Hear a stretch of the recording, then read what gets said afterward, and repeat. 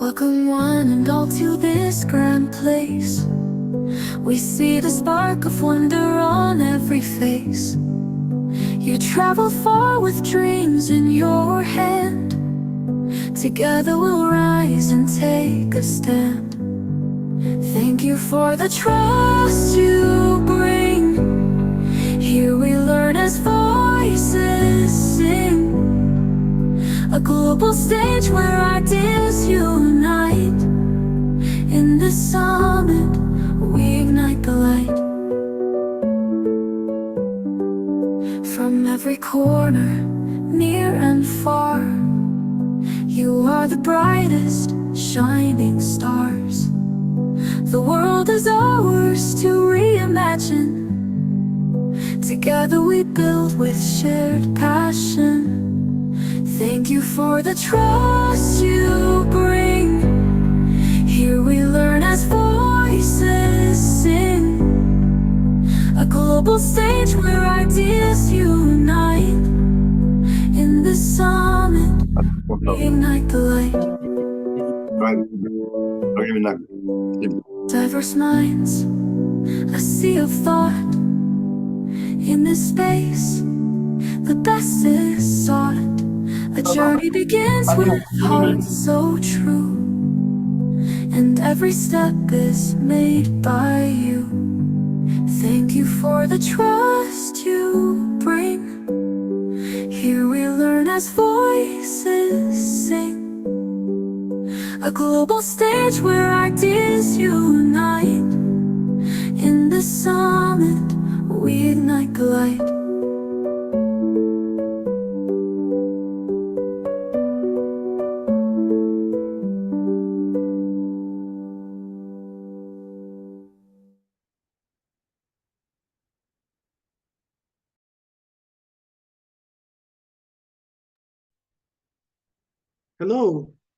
Hello, hello everyone. Whichever time zone you're in or where you're logging from, good morning, good afternoon, and good evening. My name is Philippe. I am a holistic wellness coach and mentor, and you will see me in action on May 18th as part of the wellness team. I'd like to welcome you all to Master X, the Summit of Summits.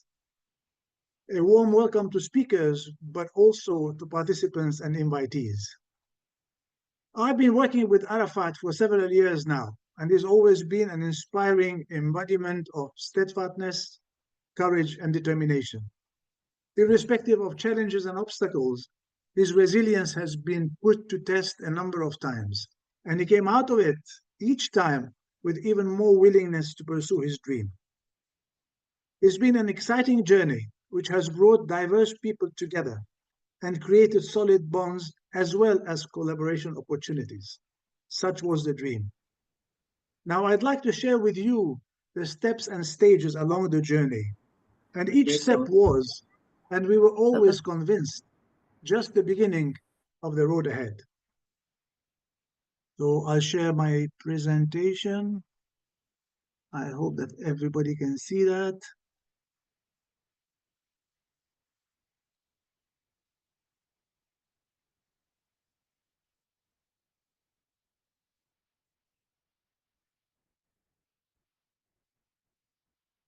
On share.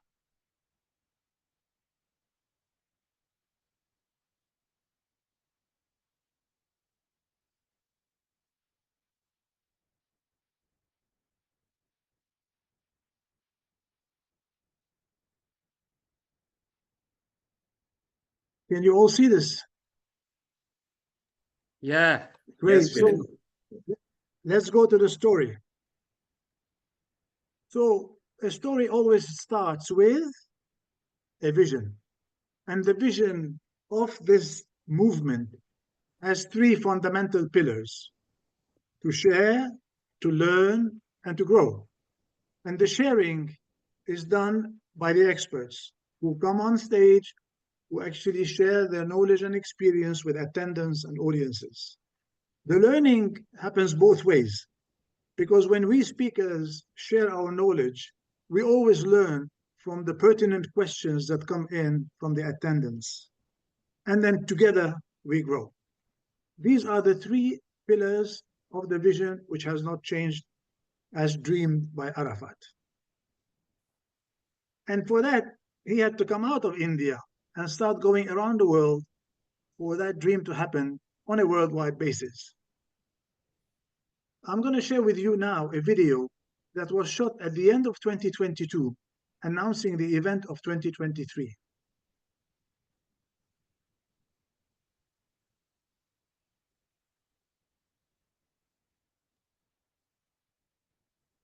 You can share the sound when you share the screen.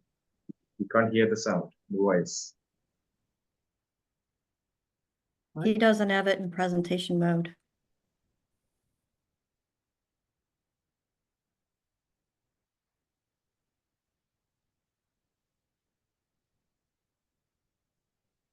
You can't hear it. You can share the screen with the sound. It's not sharing. The audio of the sound of the video. No, we can't hear.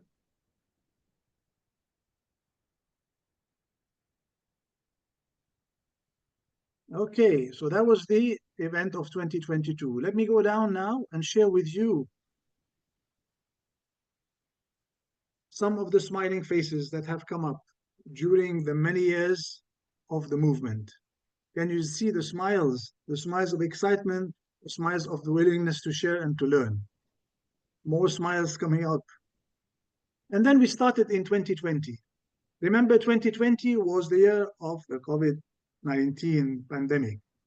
We still started the mega symposiums on the December of 2020 with 20 people coming on. We call that the 2020 mega symposium.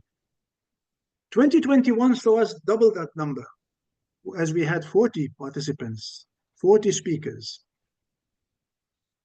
Then 2022 was a major milestone, as we had 65 world-leading experts from 54 countries over 35 days, sharing 65 relevant topics in 11 categories. Following that, we had the Mega Symposium 4th edition, awarded biggest online interactive experience with 40 coaches in 32 countries, sharing 40 topics, 24 days. Went down from 35 days to 24 days because we realized that 35 days was an extensive period of time, and we wanted to bring this in a shorter period of time to retain the attention of the attendants. And the journey continued all over the world. The Master Your Life Global Summit of 2023 was a mega milestone, as for the first time we had 100 speakers from 90 countries in 10 categories and in 15 days. So that was a dense and packed experience, and that, attendants came out of it with hugely overwhelmed knowledge. Judging from their experience, judging from their feedback and questions, it was truly a learning experience. And then these are some of the topics that we have shared over the years: career, digital skills, self-development, health, wellness, relationships, business, communications, leadership. And then in 2024, we had Master Your Future, another mega event that took place early in 2024. And then we also got into another direction, which is to make it more specific, more geographically centric. We needed for people to start feeling that we could also speak their language. We could also reach them through their own culture. We dug deep into the fabrics of local societies to make sure that people understood what we were telling them and participated even more enthusiastically into the events. So where are we today? Today, we're happy to say that we are a family of 150 countries got together.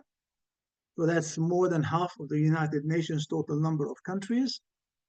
And then the audiences and the clients are coming from 104 countries. And then came 2025. So 2025 meant the Master X. The Master X, which is starting today, And this is an opportunity to say thanks to our associates, the American Association of Wellness and Human Potential, the Dynamic Coaching Consultancy in Malaysia, the NeuroX Pro Center for Development of People and Teams in Russia, the Lead Pro Consulting Kenya, and then Pretty Lux Wellness in Mauritius. So special thanks to Lina Rodriguez in the US, Pretty Ajoda in Mauritius, Galina Bobriakova in Russia, and then Cecilia Rico in Mexico. Not forgetting our marketing partners, our global marketing partner, C4C. So what's on the menu? What is it that we are going to be witnessing in the Master X? So we start on April 12, which is today, and tomorrow about leadership. We follow that on the following week with the mindset on April 21 and April 22. On April 26, we'll have the business team, followed immediately the next day by the communication team on April the 27th. So we take a short break, and on May 10th, we get into self-development. Self-development has always been a topic of great enthusiasm, popularity, and success. That meant, very significantly, that the people do not want to stay in a comfort zone where they are happy with the knowledge that they have, but are thrilled to go beyond the comfort zone to have a really fulfilling experience in their life. I am certified by Harvard University as a wellness coach and mentor. And Harvard University has conducted a study over the last 80 years. And in the last 80 years, they have discovered that people were most happy when they had good social connections that drove them out of their comfort zone. So that's the importance of self-development.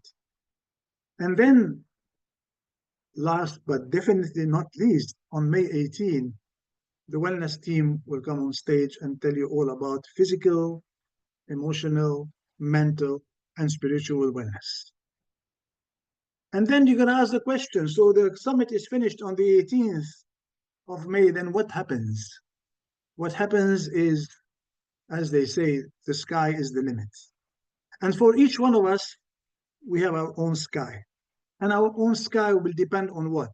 On our vision, on our dreams, on our ambitions. So the higher your sky is, that is what sets your limit.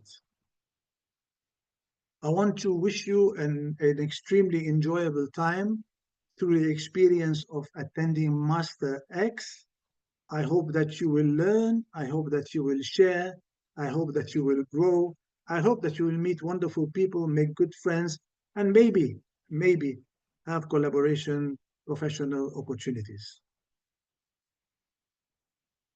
I'm just going to stop sharing now. Arafat, it's just exactly time for the curtain raising. So for the curtain raising, guys, we're going to play a video for the countdown, and I encourage you to count with us. Let's all count together by making the love sign to share the emotion of this wonderful summit and count. Arafat, ready where you are.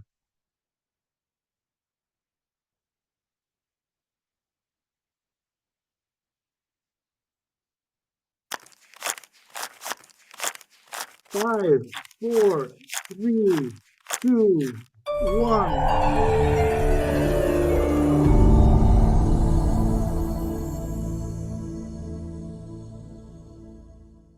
Master at Summit, ultimate summit of summits.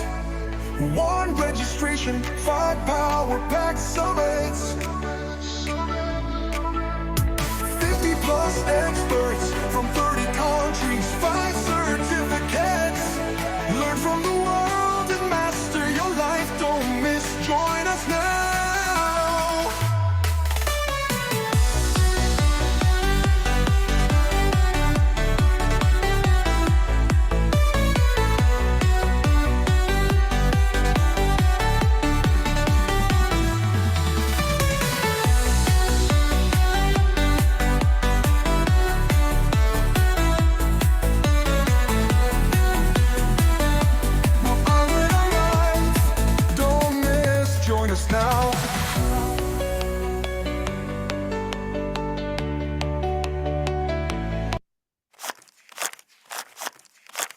and I'm happy to declare Master X officially open. And now let's get down to business. We are going to be starting with the leadership team, and I'm super excited to introduce to you Bertie Leroux. Bertie Leroux is a coach, mentor, speaker, and author with 40+ years of operational business experience, now passionately focusing on leadership development, strategic coaching, public speaking, and has co-authored 4 books to date. With a foundation built on resilience, belief, and purpose, he has empowered individuals, teams, and organizations to break through barriers, unlock potential, and achieve expansive, sustainable growth. His vision is to transform self-doubt into self-belief and to guide leaders from feeling invisible to becoming invincible. Bertie, are you there? Yes, sir, I'm here. Take it away, Bertie. All yours. Thank you, and thank you very much for the good wishes.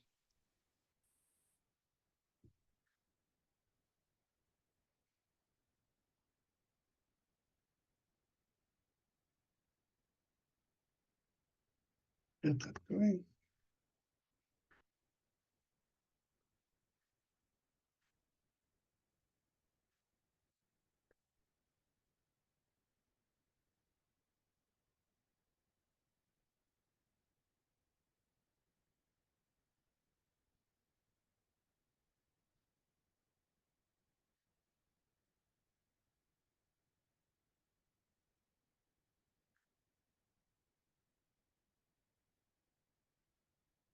Thank you once again, Felipe, for the introduction. And I feel I've now got something to live up to, and that's a challenge. And thank you everyone for being here, attending our session today. I am more than honored to be the opening speaker, but then I'm also stressed beyond imagination to set up and start talking to you. Yes, I wish to talk to you about the concept of belief and the building of a leadership foundation. And I want to start off by asking you all that if you and us, we all understand that thoughts that everything we do and what we say starts with a thought. And a thought is grounded in belief. So I want to ask you to imagine, if you flick your finger or you rub Aladdin's lamp, and you get this one big wish, what would you wish for? And it's not richness or power or success or money. I'm asking for you to wish for something that's deep and that's personal. And I've often asked this question when I meet up with new coachees, or being that a CEO or an entrepreneur, and ask them, if I give you that wish, what would you wish for? What would you like to change? What would you want to become? And that's all grounded in beliefs. Do we really know ourselves? Many leaders and aspiring leaders are lost in the question. One can say they're stuck, that they've always stopped asking the question, who am I? Why am I? And what do I believe about myself? Because it's all about knowing who you are. Take the question, where would you like to be in 1 year or 5 years and 10 years? Can you really share that answer with me? Or for a coachee that comes in for a session, you ask the coachee, why are you here? Why are you really honestly here? It takes a while for every coach to really get down to understand the true and honest and sincere belief and understanding of that individual. And therefore, in the book that I'm writing now, Belief to Achieve, a Leader's Journey from Invisible to Invincible, in that I share that leadership isn't just about doing more. It's about becoming more. And the journey starts with not your external world. It starts with your internal world. So leadership begins with knowing what you wish for. Self-reflection is more than direction. And the question is, do you know your truth? So that leads me to say that, so the heart of what I call invisible to invincible is not about the dramatic transformation where suddenly you become on a magazine's front page as the most known leader. No, it's about a moment. I believe it's a moment when you look in the mirror and say, I matter. My voice matters. I was born to lead. Starting believing in yourself. I remember in a time in my life when I felt unseen. I reached a lot of successes, big achievements and titles and respect, and became quite a leader of note in my own environment. But often I found myself in a room and I asked myself, did I earn the right to be here? I didn't feel comfortable. Then I asked myself the question often thereafter, when I am in a situation of leadership, whether I honestly deserve the right to be leading those that's entrusted to me in my position of authority. And I'm using the term position of authority instead of leadership, because so often we reach a position of authority and we don't understand what it really entails. That's responsibility and accountability, not for us in my position, but for the ones and the people that I lead. So I would like you to just, before I go further, to tell you about the story about Invisible, the Invincible. Now, I was fortunate to be part of a talk radio show in South Africa called Platinum Gold by a friend of mine, Steve, that invited me, and then it became more than 180 appearances online. And we just, off the cuff, took the mic on 10 o'clock on a Tuesday morning, and whatever is on the table. And one day I decided, when I was down in the southernmost tip of Africa, in a place called Cape Agulhas, I decided to go and sit on the dunes and do my talk from the dunes. I was also interrupt myself here and say that I did the same talk one day from ICU when I had COVID. And that was quite an interesting one, but be that as it may. So when I was sitting on the dunes, and it dawned on me, and I realized that looking out over the ocean, that invisibility is the feeling you get when you're lost in this big ocean, rudderless, just the streams is taking you wherever they want to do. And when I looked over my shoulder, I saw the image of the lighthouse, southernmost lighthouse also in Africa. And I saw that as a sign and a metaphor for invincibility, the responsibility, the accountability. And that dawned on me that is what I would love to do. That's where I'm passionate about, to the transformation from people of feeling invisible to the belief of being invincible. And if I can instill that thinking, then I would have achieved my goal. So the silent pain of leadership is being surrounded by people, but still feeling invisible, feeling lonely.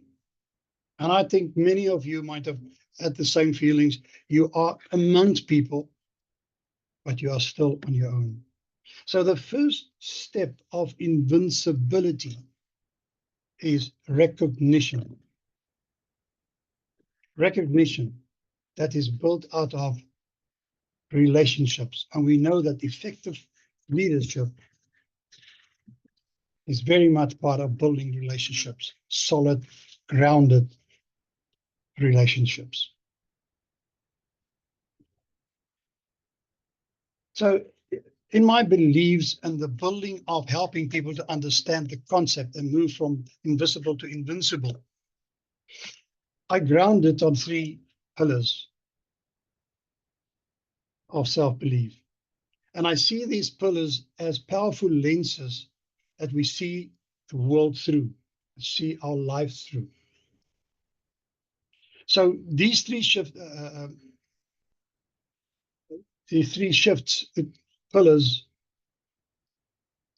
is move a leader from surviving to intentional shaping their legacy. I want to reiterate that, from just being a survival to being a legacy. So the pillars are 3 elements. First one is insight, know thyself. The second one is oversight, being and seeing yourself as a beyonder.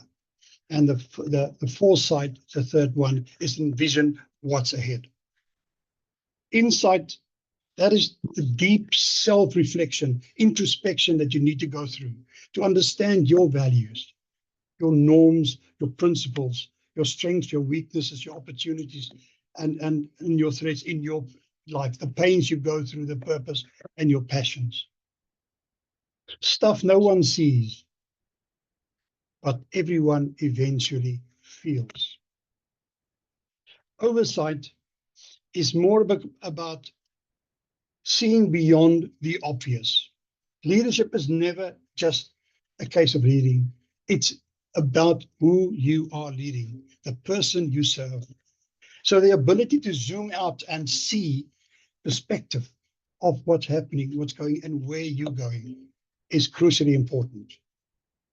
To understand the full field of what separates reactive leaders from visionary ones.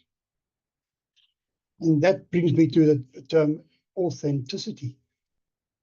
That comes to mind. And when I talk about authenticity, I just want to share with you the concept of whole brain thinking, which I cannot go into too much detail because of time. But the concept of understanding your thinking preference is so crucial when we think about leadership and authenticity, because you've got to lead the way that you are. When you do a whole brain thinking and you do a brain profiling, I take you through a set of questionnaires would tell you whether your left or right brain is 4 quadrants and there's 8 dimensions. But it tell me whether your left brain, facts and figures person, or a right brain, a feeling and emotive person. But I can also do a leadership style profile for you. And the same results will come from the leadership style. When I do this too, and we compare the two, the leader can see how much of an adaptive leader they are, because we know what we need to do as a leader. But the question is it deeply rooted in us, or are we acting that status as a leader? Because that in itself is extremely dangerous. If we act ourselves as a leader because we believe we have to do the right thing, the right time, at the right place for the right reason. But we then need to adapt to every situation, and that doesn't work that way. So that is, to me, it's a big challenge, and that's why I very much believe in the profiling. Foresight, at the end of the day, is see what's ahead.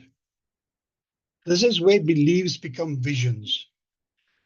You begin to imagine futures that you don't yet have seen. It doesn't yet exist. And then have the courage to bring it forward. What am I really saying? Creating a vision with imagination is something I spoke to in India in 2020. It's very difficult, but once a company adapt the philosophy of the vision with imagination, it becomes so much easier. I have found that SWOT analysis, for example, strengths, weakness, opportunities, and threats, to me is a limiting way of strategizing, because you strategize of what you know, what you can see, and you're limited to the horizon. You're sometimes limited to your boardroom. So you need to elevate you from that situation, from that state. And I believe that every person has the ability to go beyond, powerful beyond everything. So I teach them then to go into space, and from space to see the world, continent, the country, the town, to strategize from there. And that is the concept of foresight. Because at the end of the day, if I can create my future by visualizing my future with imagination, and it's clear enough, why don't I live it in the here and now? And that's all become part of my belief. If I believe I can, and if I believe we can, there's no reason it's keeping us back. And I can lead from that strength, where I part with the leading across to whoever is part of my team. Crucially important. So I just want to state and let you take it in and say, insight therefore bounds you. Who am I? Why am I? Oversight expands your thinking, and foresight elevates you. Thank you. Breaking the belief barrier. That's crucial. It's so important that we understand that great leadership, the biggest barrier to great leadership is not time, it's not talent, it's not opportunity, it's the belief, or more so, the lack of it. You know what? Those whispers, those little voices in your ear that says, you're not ready, you're not good enough, you're not worthy, is what keeping us back and holding us back. So often keeping us back. And then we start to doubt our own abilities. I think we've all gone through that. And after this sentence, I would like you to just give me a view if you think the same. Is that in terms of my beliefs, the question is, what is part of me? What has become the natural me? What has become the autopilot me? Versus that what people see. Because the question now is that it's so simple, it's so easy, you start doubting yourself. And we need to be careful that what is natural for us and so easy for us, and so me, so you, so us, we'll be careful that we not allow the silent enemy to creep in, the imposter syndrome, that we start doubting ourselves. We are actually able beyond imagination. So I am less scared of burnout because I know and understand when I put myself first, burnout will not be a factor, but imposter syndrome can creep up on me. So just in the chat, why don't you just write down for me there, just mark whether you put a 1 if you say yes, or 2 if it never happened to you that you have self-doubted yourself. Thank you. Many of the leaders I've coached, CEOs, entrepreneurs, and even athletes, had them too, those doubts. But there's breakthroughs. The beliefs are not facts or truths. They're stories we tell ourselves. And the stories are very much part of the mindsets we built.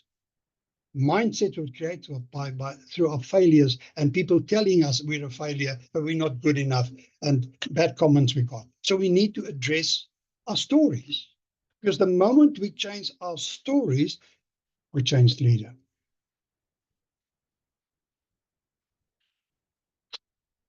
With that said, I believe that we are each unique.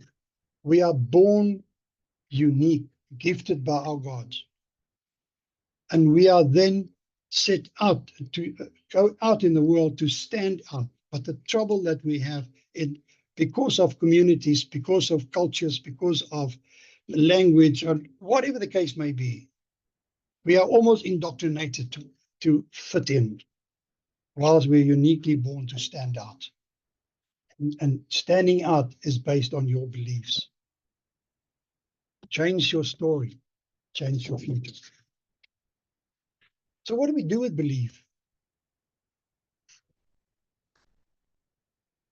So what do we do with belief? We turn it inward before we turn it outward. Be before you do. So many people ask me, what should I do to be a better leader? I'm saying, no, wrong question. Question is, who do you need to become? There's a story that I read one day about a father that was approached by his son, and his son asked him, Dad, how can I get a good wife? And his father responded, he said, wrong question. Become a good husband and you'll find a good wife. So being precedes doing. So it's a principle I teach in my master classes. Because if your actions don't find and follow your authentic beliefs, they will eventually crumble under pressure. It's scary, but it's true. A situational leadership might become self-defeating, even suicidal. If you are not natural in who you are when you lead, you're not authentic, you run the danger of completely wiping yourself out. Because when you lead with belief, you lead with clarity, authenticity, and consistency. Stop performing, is my statement, and start embodying who you truly are. And if you like that, please put in the chat, hell yes. I say again, when you build from being, your doing becomes magnetic, intentional, and deeply trusted. In other words, invincible.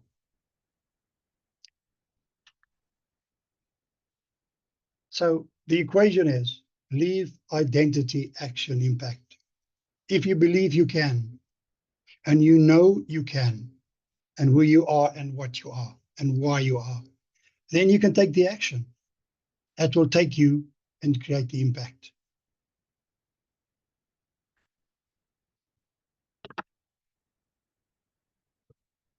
So let me leave you with this. You don't need to wait to be called a leader. You simply need to believe you are one.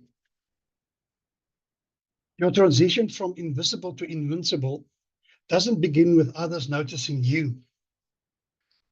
It's being when you notice yourself. So the power of belief is not ignoring reality. It's about choosing a better one. For those that lead for the future you want to build. I'd shared the concept of vision. If you create a vision with imagination and it's so clear, then the question, the challenge is, why don't you live it in the here and now? When I did the talk on vision, I tried to get a definition of vision. I couldn't find one. If you Google it, you find it all reference back to the Bible. Now, so I created one, which I called the imagined reflection of your perceived future. Imagined reflection of your perceived future. So build it and then live it in the here and now. So the moment you believe in yourself, that is the moment. Oh, well, I slipped on my slides. Sorry. My apology. You don't need permission to lead. Transformation begins within, in yourself. The moment you believe in yourself is the moment the world begins to follow.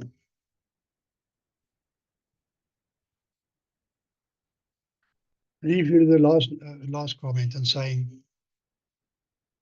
stop competing become the competition.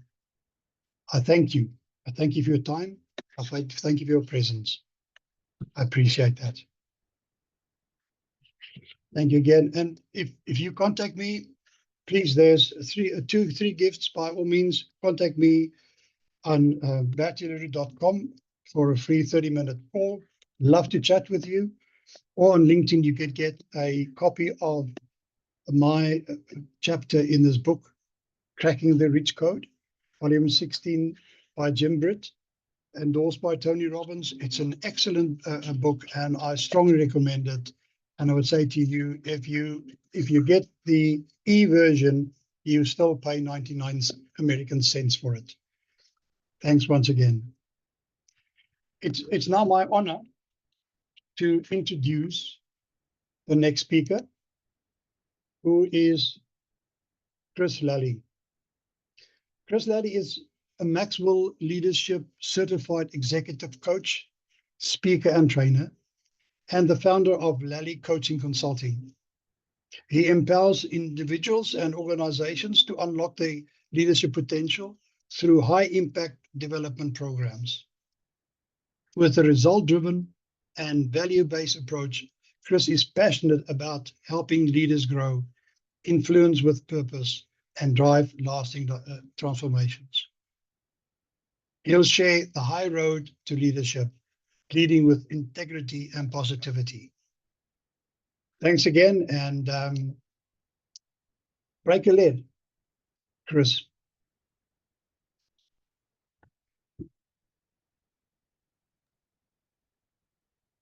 Good morning, everybody.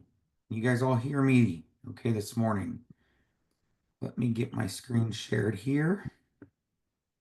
Morning, Chris. One minute.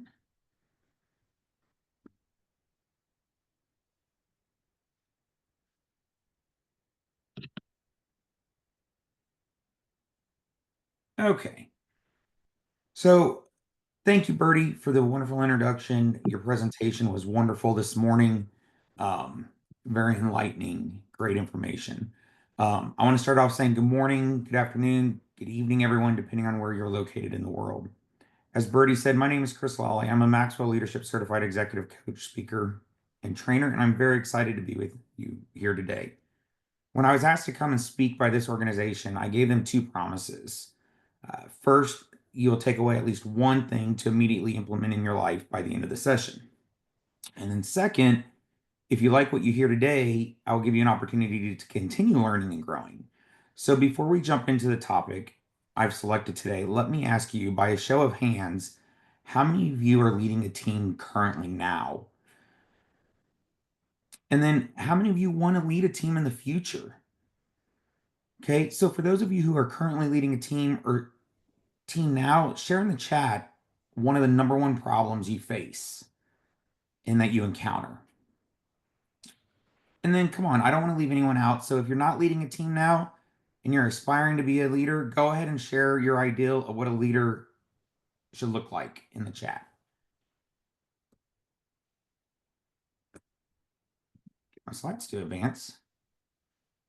So these are all good thoughts and ideas that have been included here. So as we jump into today's topic of high road leadership, I'm going to encourage you to keep an open mind and ask yourself, am I doing that well? So think of this. Every single one of you is a leader, right? So does that surprise you? And if not, it's not about the title, the position of your current job. What if I told you that leadership, as my mentor, John Maxwell, says, is nothing more than influence? So again, leadership is influence. It's nothing more, nothing less. According to the Oxford Dictionary, influence is defined as the capacity to have an effect on the character, development, or behavior of someone or something of that effect. So we all influence someone or something every day, and we lead whether we think about it or not. So let me ask, what do you think makes the difference between a good leader and a bad leader? We've all had leaders that are good. We've all had leaders that are bad. But how does one become a great leader? It starts with two things: our willingness to grow and lead ourselves, and connecting to bring people together. So, what kind of leader do you want to be? I'm going to tell you a quick story here about a person named Gene. Gene was very driven, wanted to be a leader, make a difference in people's lives. He saw himself as a leader, but no one else did. He didn't connect well with his peers. He was never given a chance to lead others. And once Gene realized this, he decided that in order to be seen as a leader, he would need to work on himself first. And he decided to pursue personal growth so that he could learn how to be a better connecting with people, which would then help him make a better leader. So Gene did this by attending leadership workshops, reading books on personal development, speaking the advice of successful leaders. He just tried to engage with people from various backgrounds to gain a broader perspective of life and leadership. So this plan started to pay off for Gene. As he progressed, he became a team leader. He was super excited, determined. He built stronger teams by getting to know people. And he understood that his goal was to understand their motivation, strengths, and build trust in his team. So he faced various challenges throughout the projects he did, but using what he has learned, he was able to encourage his team contribute, which led to Gene's success. Projects were passing, he was successful, he was growing, but he knew he couldn't stop there. So he continued the pursuit of personal growth. So my mentor, John Maxwell, has been an inspiration for me my entire life. His book on high road leadership, bringing people together, tackles the problem of a divided world where leadership can either be a blessing or a curse. Division can affect us, both the leader and the people they're leading, right? So if you're not already familiar with Dr. John C. Maxwell, he's an internationally recognized expert on leadership. He has written New York Times best-selling books on leadership, communication, and personal growth. He's authored more than 100 books and has sold over 26 million copies. This book is outstanding. It's a must-have. I've read it multiple times. It's a repeat for me. So, since we're limited on time today, I want to explain some key insights from this incredible book, in which Dr. Maxwell takes us to a journey to begin a high road leader. So, the kind of leader who is willing to be accountable for their actions, values, and care for people, and do things the right reason. So, throughout this journey in this book, there's three kinds of leadership that we learn about. There's the low road, the middle road, and the high road. If you want to be the most effective and have the most impact on the people you work with and with those around you in all areas of your life, not just work related, you need to take that high road. So a low road leader only thinks of themselves. The middle road leader is a person who values fairness. So then the high road leader puts people first. So according to John, the high road leader has 12 attributes. Given our short time together today, I'm only able to explore one or two of those out of those 12. But every high road leader must build skills that are valuable to all people and develop emotional capacity. So how do we actively build our high road leadership skills in these areas and get to be willing to follow us, and get people willing to follow us? So our mission today is to learn about the skill and activity to apply it in our lives immediately. So to do that, the first thing I want to look at is valuing all people. Valuing all people is essential in leadership, but it's not always easy. So developing skill for this is crucial for high road leaders, regardless of the circumstances. So think about this for a minute. Have you ever considered how you value others? When we value others, we need to think about how we want to be valued ourselves. So I want you to take a second and I want you to, on a scale of 1 to 10, put in the chat how you believe you value others ahead of yourself.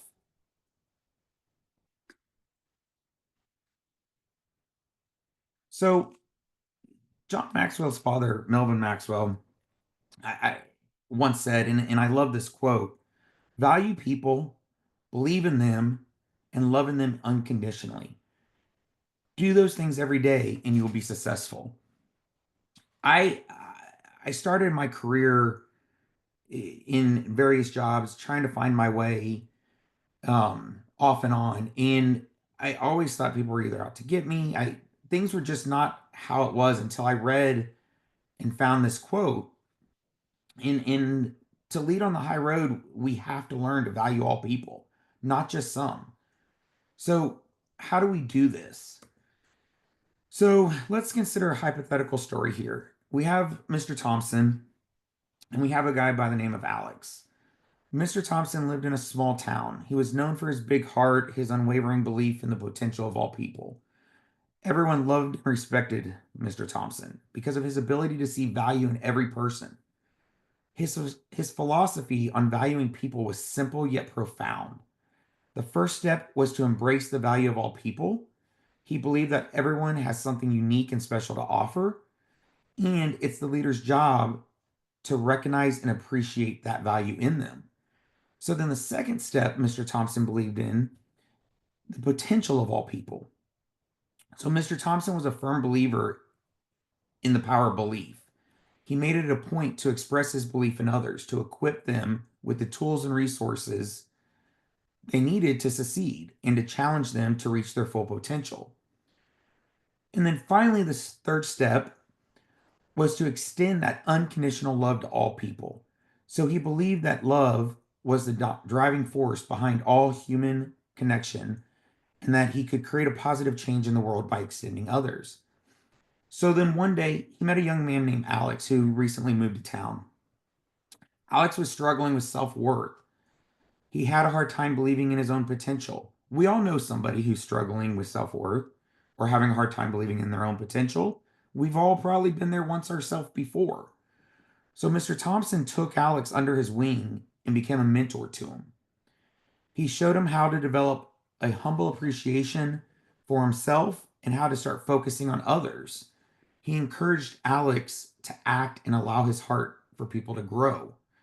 So by following Mr. Thompson's guidelines, Alex began to see himself in a new light. He started to value himself, which in turn began to value others. So as he started to extend unconditional love to those around him, he began to experience a positive return. His relationships improved. He found fulfillment in helping others reach their potential. So we learn in this story that Mr. Thompson's belief in the value of all people and his ability to inspire others to change their hearts leaves a lasting impact on the town. It's an impact on all of us. So through this simple yet powerful philosophy, he inspired us to see the value in themselves, or he inspires others to see the values in themselves and in those around them, ultimately creating a more loving and compassionate community. So John says the framework of high road leadership must develop to value people is to embrace them, believe in their potential, and extend unconditional love. So let's break this down and look at it one at a time. Embracing people is the most important skill a high road leader can develop if they want to value people, right? It is the start of being a high road leader and at the very heart of who a high road leader is and the impact they make. So as a high road leader, you need to accept that everyone has value and deserves to be treated with dignity no matter what the situation. A leader who embraces people sees the worth of every human being they interact with. So think of that. They can show people that they lead, that they see their worth, which helps them feel their worth and believes in themselves. So a high road leader must remember that embracing people is not about getting people to like you, getting compliments, or making people feel important. It's about believing in their potential. So by believing in people's potential, a leader needs to believe in the potential of the people they lead. So according to John, believing in people comes from seeing and acknowledging their potential. So a leader must believe that the people can achieve, improve, be more than they are, and contribute. This enables us to add value to them and value them by investing in them. So how do we invest in our people, right? First, you need to express your belief in them. When you see their potential, and then you help them by casting a better future for them. So encourage, motivate, believe in them. People will work towards their vision when they believe that their leader believes in them. So next, I want you need to work to equip them through training, coaching, mentoring. Show them that you believe in them, and it will help them achieve their future visions. So this is where action is very important for a high road leader. So in order to encourage them and create that action, we want to challenge them. So in other words, you have candid conversation with them about where they are doing or about what they're doing, where they're going, and not so well in living up to their potential. While these may be uncomfortable as a leader to have, these conversations are necessary to challenge people to strive to live to their full potential. So let's go back and look at the story of Mr. Thompson and Alex. In that story, Alex had to see himself in a new light before he could truly value others well. So our self-worth plays a role in how we see others. So sometimes to see clearly, we must learn to see ourselves from a different perspective and have a change of heart about ourselves. So I like to think Jamie Kern Lima said it best. In life, you don't rise to what you believe is possible. You rise to what you believe you are worthy of. I love this quote. Let me tell you about a young woman named Gina.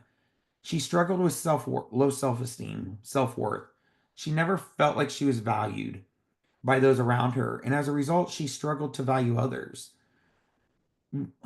When she was put in a leadership position at work, she found it difficult to lead with compassion and understanding. Instead, she often found herself being critical, dismissive to her team.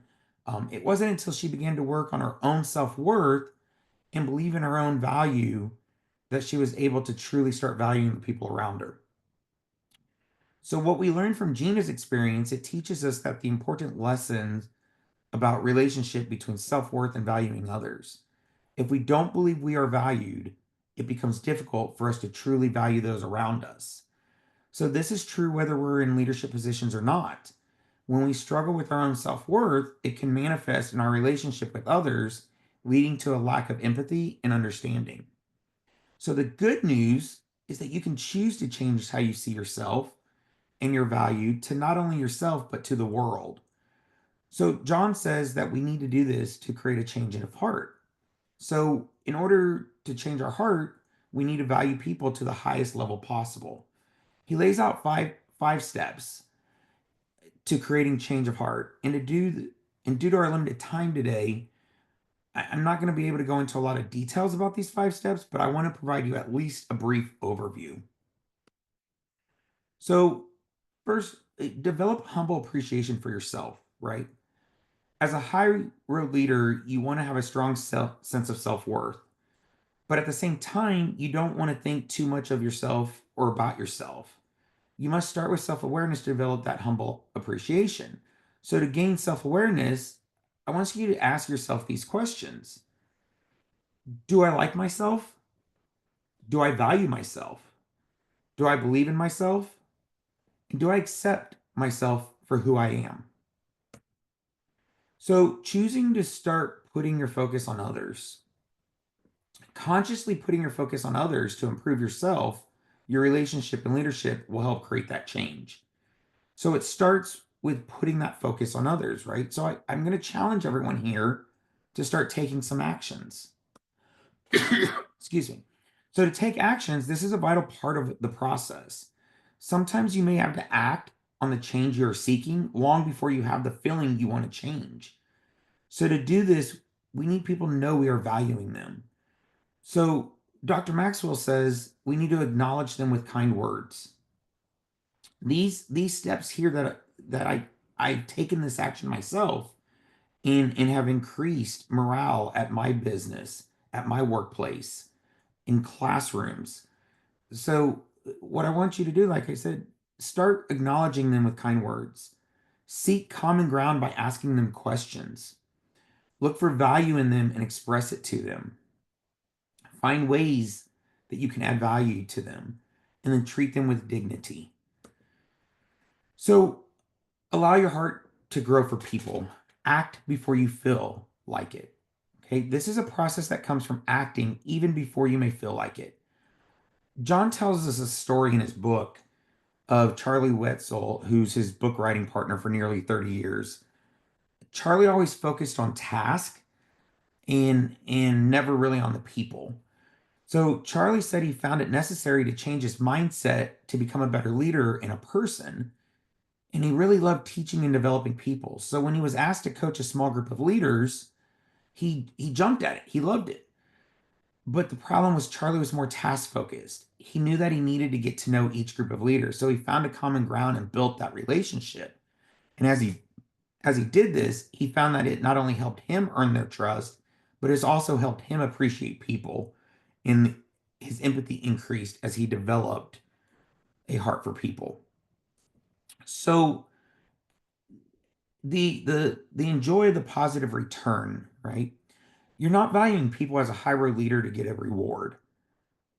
However, at the same time, with time and consistency you put into valuing people, you'll eventually see them begin to change and live to their potential. So I think we can all agree you must value people to lead well.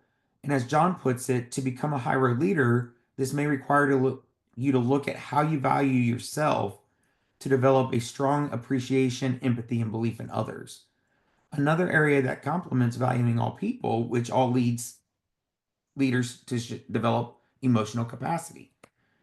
So, emotional capacity is our ability to respond to positive stimuli such as adversity, failure, pressure, and criticism. It's where we can navigate difficulties with situations, people, conflicts, while we manage our own emotions so we can lead well. I met a nice young man, Aaron, a few years ago. He had his chip on his shoulder. He felt that most people, including his bosses and teammates, were out to get him. Nothing good ever happened to him. It was always everyone else's fault when things didn't go his way. So he blamed others for his unhappiness and lack of success. He could not see that he had the victim mindset that a lot of people have. So that all changed when he got a game-changing advice and he decided he wanted to listen on developing more emotional intelligence. So he realized that taking responsibility for his life and not letting his troubles define where he was the secret. So he shifted his focus toward taking action and expressing gratitude for the good things in his life. So I watched Aaron go from always thinking the worst and blaming others to taking a proactive approach by learning to control his thoughts and emotions and process them swiftly. Aaron rewrote that victim mindset script in his mind, and it made a world of difference to him and all around him. As he got this control of his emotions, he started to actively listen to team members that he's led and that he's worked with to get really to know them and develop those relationships with them and on a whole new level. This allowed him to lead more effectively and his team to know the value that he felt for them. So in John's High Road Leadership book, John states that the key to developing greater emotional intelligence or capacity, the key to developing greater emotional capacity is resilience, which is the ability to recover or adjust easily to misfortune or change. So emotional capacity is where we need to think about how do we develop or increase it. So there's activities we can undertake so our emotional capacity grows. Some of those are to refuse to see yourself as a victim. Take responsibility for your life. Don't build your life around your troubles. Make your action your priority and express your gratitude. Control your emotions and process them quickly. The bottom line is if you see yourself as a victim, you give your power away. So Brian Tracy says that psychiatrists have discovered that 95% of your emotions are determined by the way you talk to yourself as you go through your day. Therefore, monitor how you talk to yourself and work at talking to yourself better in a more positive manner too. Be mindful how you speak to yourself and making it an effort to adapt a more positive inner dialogue. We all have those situations and times where we're talking negative to ourselves, but change that. Third, keep a short account. In other words, don't repeatedly replay something that should be let go of in your mind. Once something is past, the past is past. and then put others' opinions in perspective. This one can be one of the biggest stumbling blocks for us. John says one of the most limiting beliefs people hold is that others' opinions about them are more important than their own. This just isn't true. This is something I struggled with and I had to get over it. If somebody gave me their opinion of myself, that's not necessarily true. That's their opinion of you. So you must remember to put things in perspective when someone gives you their opinion, if it's solicited or unsolicited. Their opinion is not who you are. It is their opinion. It is based off their experiences and observations in life. So Coach John Wooden put it the best. Do not be too concerned about what others may think of you. Be very concerned about what you think of yourself. So, a couple other quick ones because I'm limited on time today. Understand the difference between problem and a fact of life. Too often we confuse our true problems with the fact of life. Life's just too short. Be comfortable with discomfort. This is a big one. It takes a lot to push through discomfort, let alone become comfortable with it. So to develop emotional capacity, it does require process in the form of change.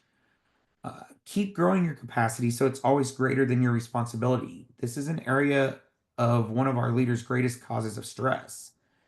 With responsibilities, when responsibilities are greater than capacity, we experience burnout. And then when responsibilities equal capacity, we experience chronic stress. So when responsibilities are less than capacity, we experience sustainable success. So for us to maintain a good emotional capacity, we must manage our responsibilities and our capacity. So this means we need to learn to either manage the responsibilities or gain more capacity. So then finally, managing care for ourselves needs to be a priority. This is one of the best things we can do for our emotional capacity. You might think it as fuel needed to carry out leadership duties without wearing yourself out. If you want to be a high road leader, we need to make caring for ourselves physically, mentally, relationally, and spiritually a priority so we can serve others well. So today we during our time today, we dived into John Maxwell's book, High Road Leadership, bringing people together in a world that divides us, focusing on 2 ways we can become high road leaders. We explored the key aspects of valuing people and increasing emotional capacity, both which are foundational to develop us as high road leaders. So valuing people is the cornerstone of leadership. If we don't value people, they'll be able to tell and we will not voluntarily they won't voluntarily let you lead, essentially. So when we don't see our self-worth, we will not value people like we should. Emotional capacity is about being able to pivot quickly in situations and conditions while first and foremost recognizing that we're not victims who blame the situation on someone or ourselves. So I hope that through a better understanding of these key concepts and aspects here, you've gained some practical strategies for enhancing your leadership abilities. So as we briefly touched on a few principles for becoming high road leaders, imagine doing a deeper dive into these lessons in a group setting or individually in private coaching sessions. What would happen to you if you, your team, your employer, all took a deeper dive into becoming better leaders? Think about it. What would that do for your business growth if you're a business owner? What I would like for you to do as we close is to think about this question.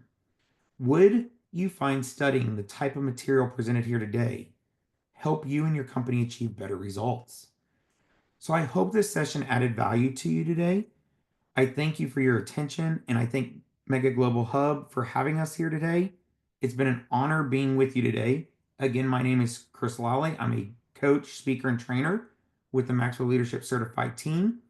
I have 2 QR codes up on the screen for you right now. The one with the blue center box will take you to my website, explain a whole bunch more details, give you some more information.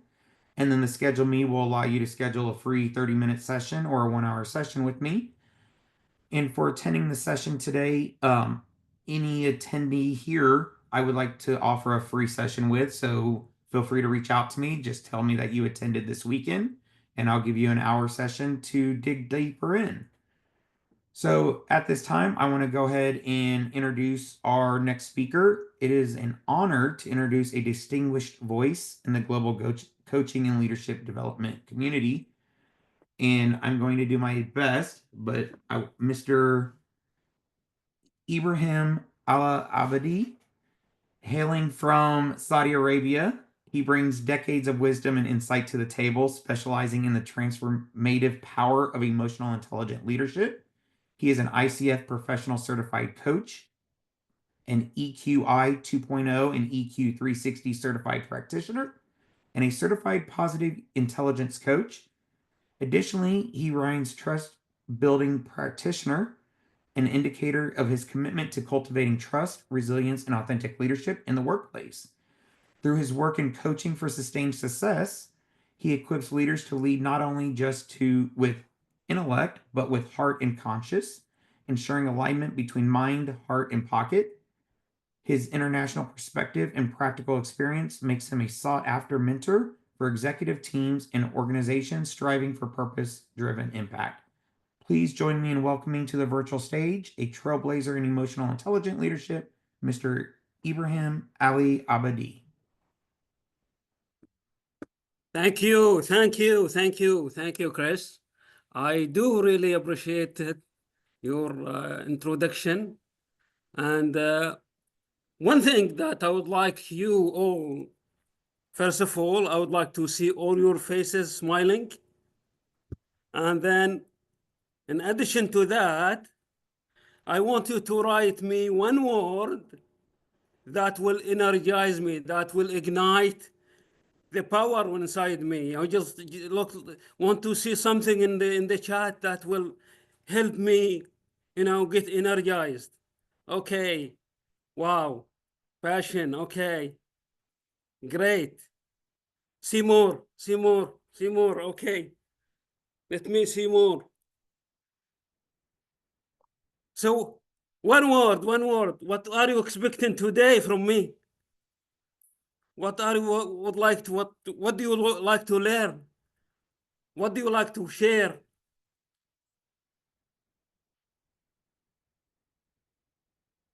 Great. So let me share my window with my presentation with you today.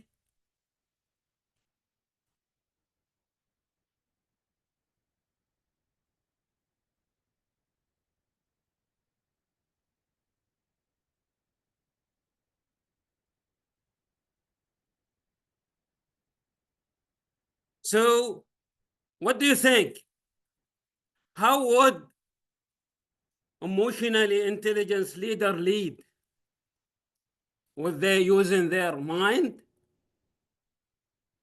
their heart, and their pocket?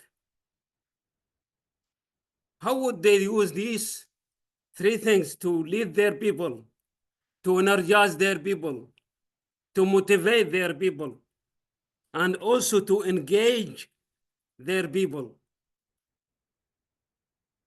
In today's session, I'll just throw some lights on. I know I can cover all, but I know that I can cover less, at least to cover these three things. What is emotionally intelligent leadership? How leading with, how do we lead with emotional intelligence? And finally, what is the importance of the emotional intelligence leadership?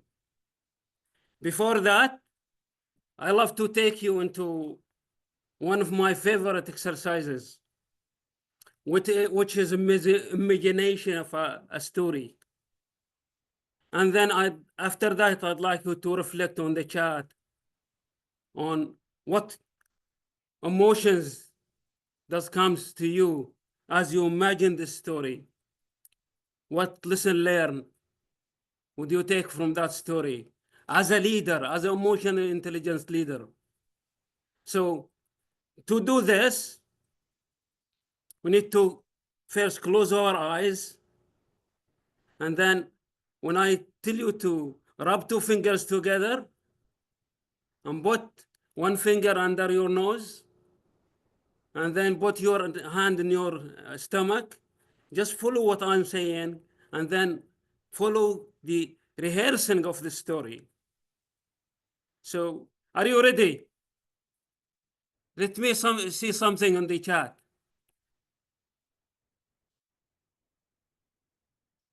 Okay. Yes, yes. More yes, more yes. Ready. Great. Okay, so let us close our eyes. Let's sit comfortably first. Our spine straight, our neck straight, and then close our eyes. Like you to take very deep breath. Take a very deep breath and just relax. Now, rub two fingers together in a way that you feel the rigidity on the fingertips. Don't think about anything else.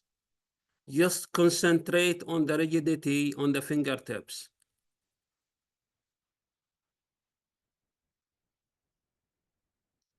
Now put one of your fingers under your nose. Breathe normally. Concentrate on the temperature of air going in and temperature of air going out.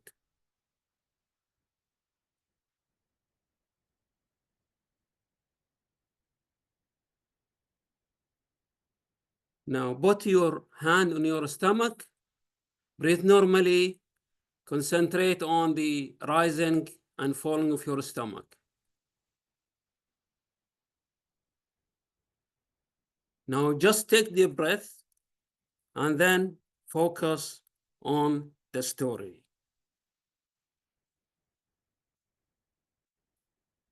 You have an urgent meeting with your CEO at 7:30 a.m. Unfortunately, you waked up way after 7. And you have more than 1 hour to reach the office. Imagine yourself there.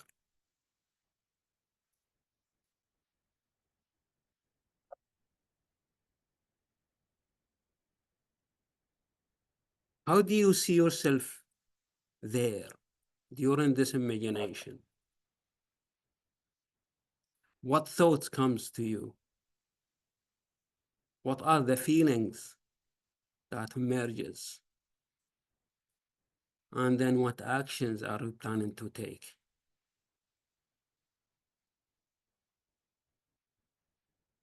Now, open your eyes, share some of the thoughts that comes to you as you are imagining yourself within that period.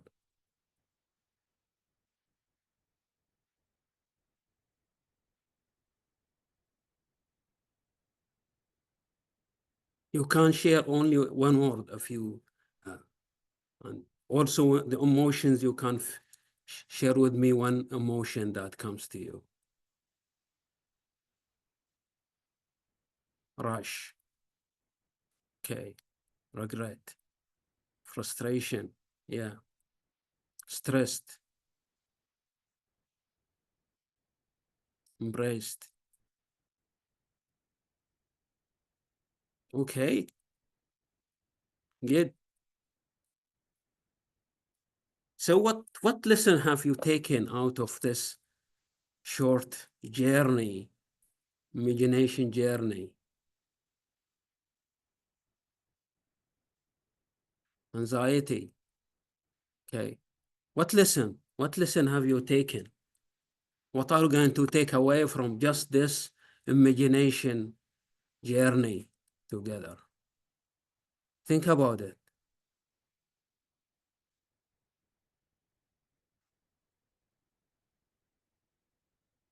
Be organized. Organizing my daily activities. Great. Time management. New alarm clock. Two alarm clocks, maybe. Plan ahead. Great. So what is the thing that you should have done in order to keep that connection between you and between your CEO, between you and between your people that you are directly leading, people that organizing your schedule in the office? What could you have done? What connections would you build in order to do that? Communication is needed, yes. Great questions, great. Thank you, Dr. Angela. Breathing, stop. Okay, so let me take you now to one of my favorite exercises that really, I normally use so that I get calm. This is what I call as 2STT. Who can guess what does that mean? Who can guess what does TSTT means? Just guess, yes. And I need one guess at least so that I go ahead.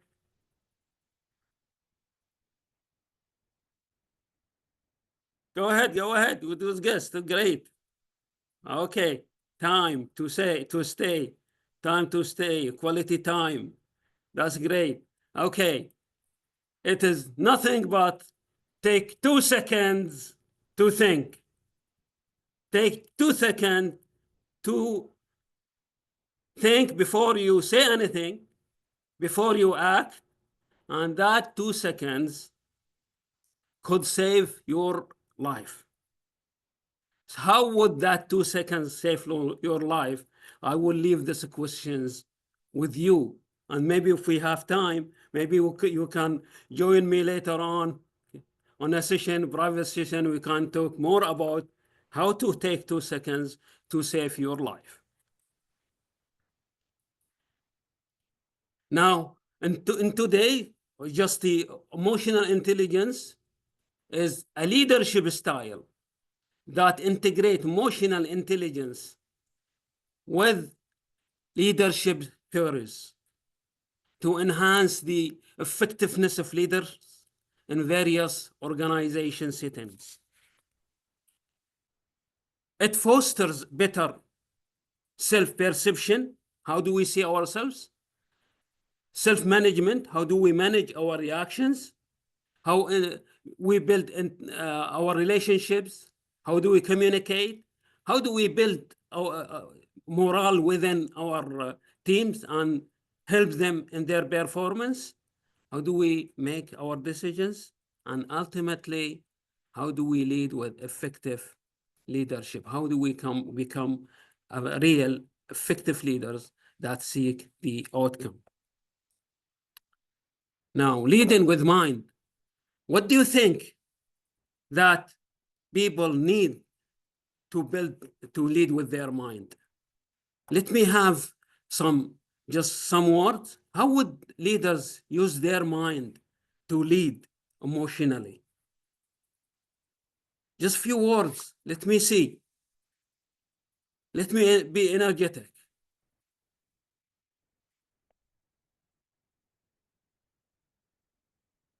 Vigilance. Nice one. Go ahead. Let me see. What do you think? Just what do you think of how do emotional intelligence leader lead? Resilience. Great.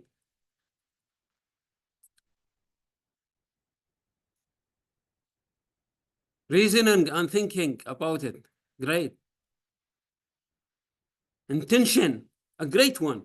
Ideas. Yes. So let me take you to how people lead. People normally use their cognitive abilities, their mind, and also use their strategic decision making, their heart, and their wallet, and the emotional awareness, their hearts.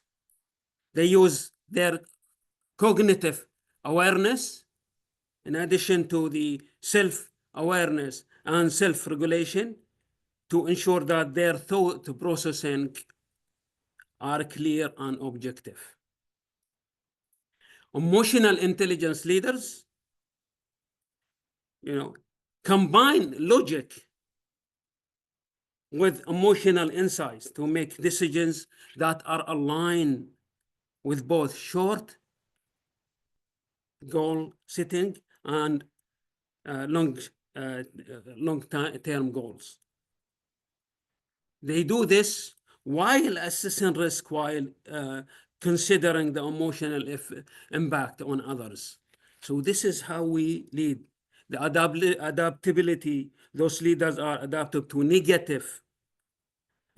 to navigate the complex challenges by staying flexible in their thinking.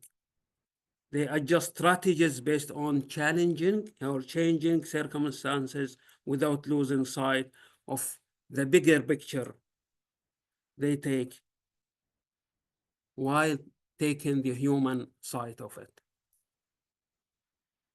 When during the problem solving under pressure, emotional intelligence leaders remain calm. And this is the intensity, this is the essence of the exercise at the beginning. So we need to be calm. We need to utilize these 2 seconds to calm ourselves. So when the leaders use their hearts in the leadership, the most important thing is that we use our empathy. How do we put ourselves in the shoes of the people that we lead? How do we put ourselves on the stakeholders? How do we inspire our teams? How do we build that trust between us and between the stakeholders, between us and between the people that we lead, between us and between our customers?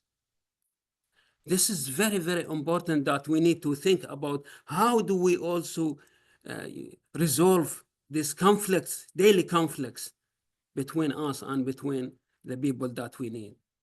Thinking about all of this will create that supportive culture within our organizations. And that is one of the important things that we need to think about.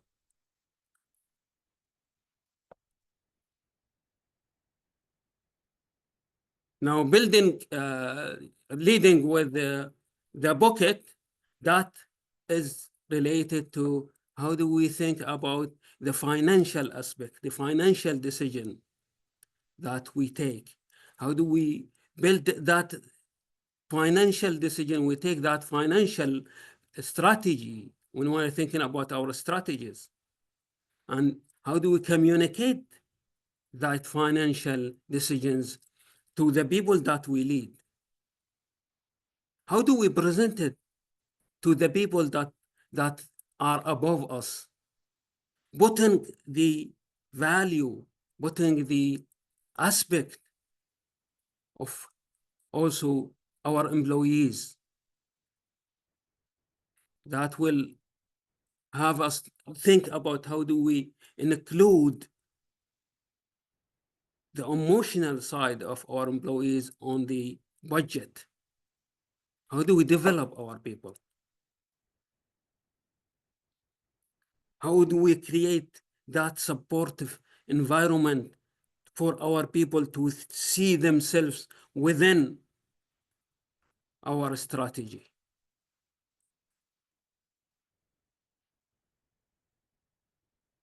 This is very, very important thing that we need to think about.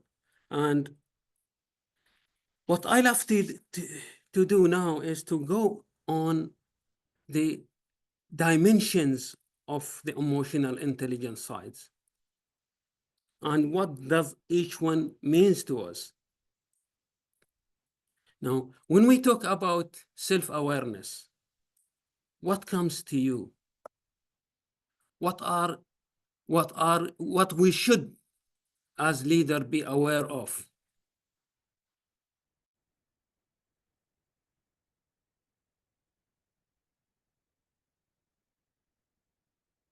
Anything that you would like to share with me on this? What should they be aware of? About our behavior, attitude, great.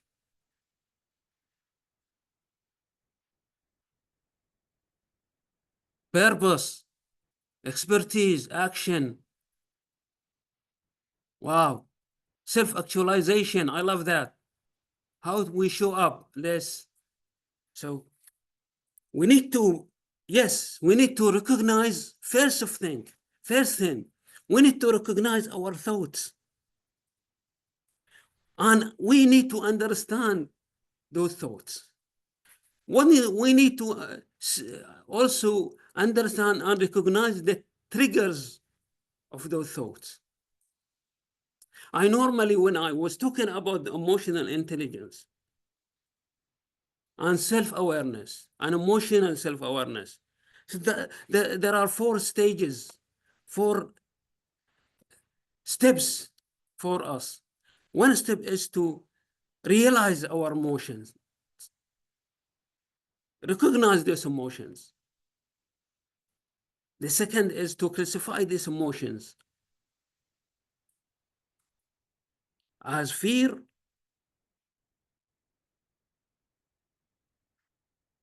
or any other kind of emotion. And then now, what are the triggers of those emotions? Because if we don't know these, we will not be able to manage, which is the second one in our list, is to manage ourselves. We cannot manage our emotions if we don't know these emotions. We cannot manage these emotions if we don't know the triggers for these emotions. So we need to manage our emotions. We need to utilize the 2 STT to see where we are, to have that awareness about ourselves.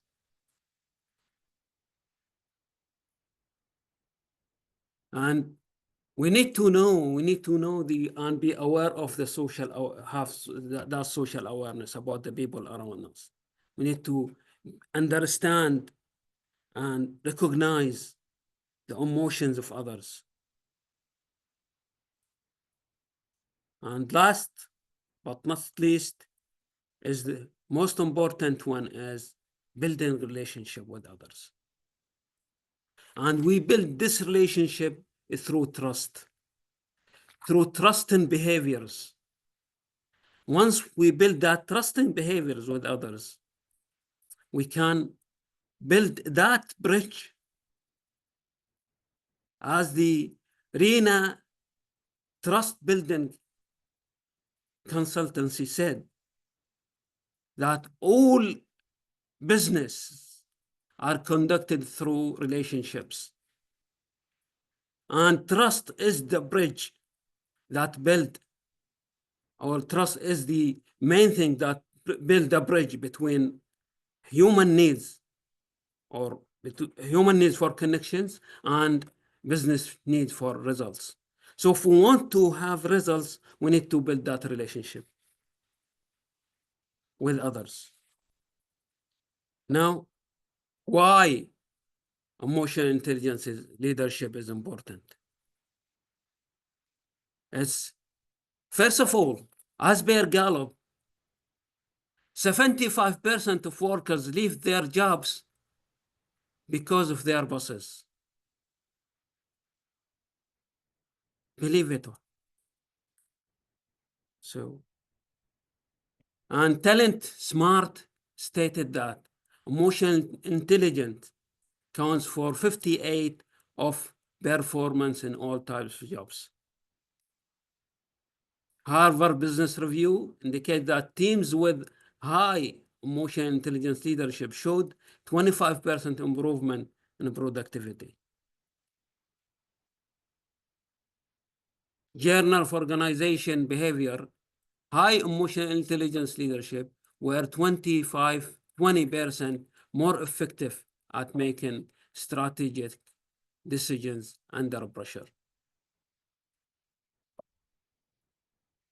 Research shows that companies ranked high emotional intelligence leadership outperform their competitors their competitors by an average of 30% in revenue growth over 5 years. And last but not least, research shows that organizations with emotional intelligence leaders report 30% fewer workplace disputes annually. What do you think? What do you think about yourself as emotional intelligence leader? What skills you see you have? What skills do you see that you need to improve? Now, this is where emotional intelligence leading with minds, heart, and pockets. It encapsulates comprehensive leadership approach to emotionally intelligence leadership that integrates cognitive awareness, emotional connections, and financial responsibility. So we are responsible about how do we think, how do we connect with people, and how do we really take care of our financial side of our organizations. Taking care or putting in our mind the human side of it so that our company thrive in the future. Now, I would leave just the space for maybe one question or one comment, or if anybody has anything to support in 2 minutes. Anyone wants to come up, you can put the mic and just tell me what he wants. Tell me what he wants to say. Tell me what he wants to add to this.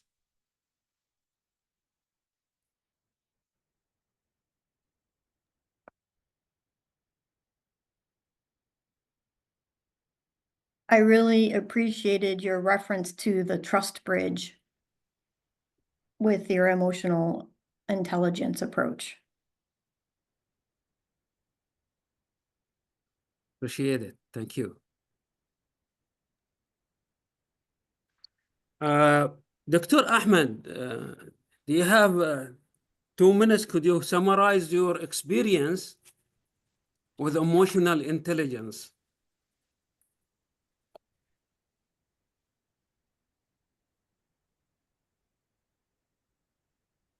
You are muted.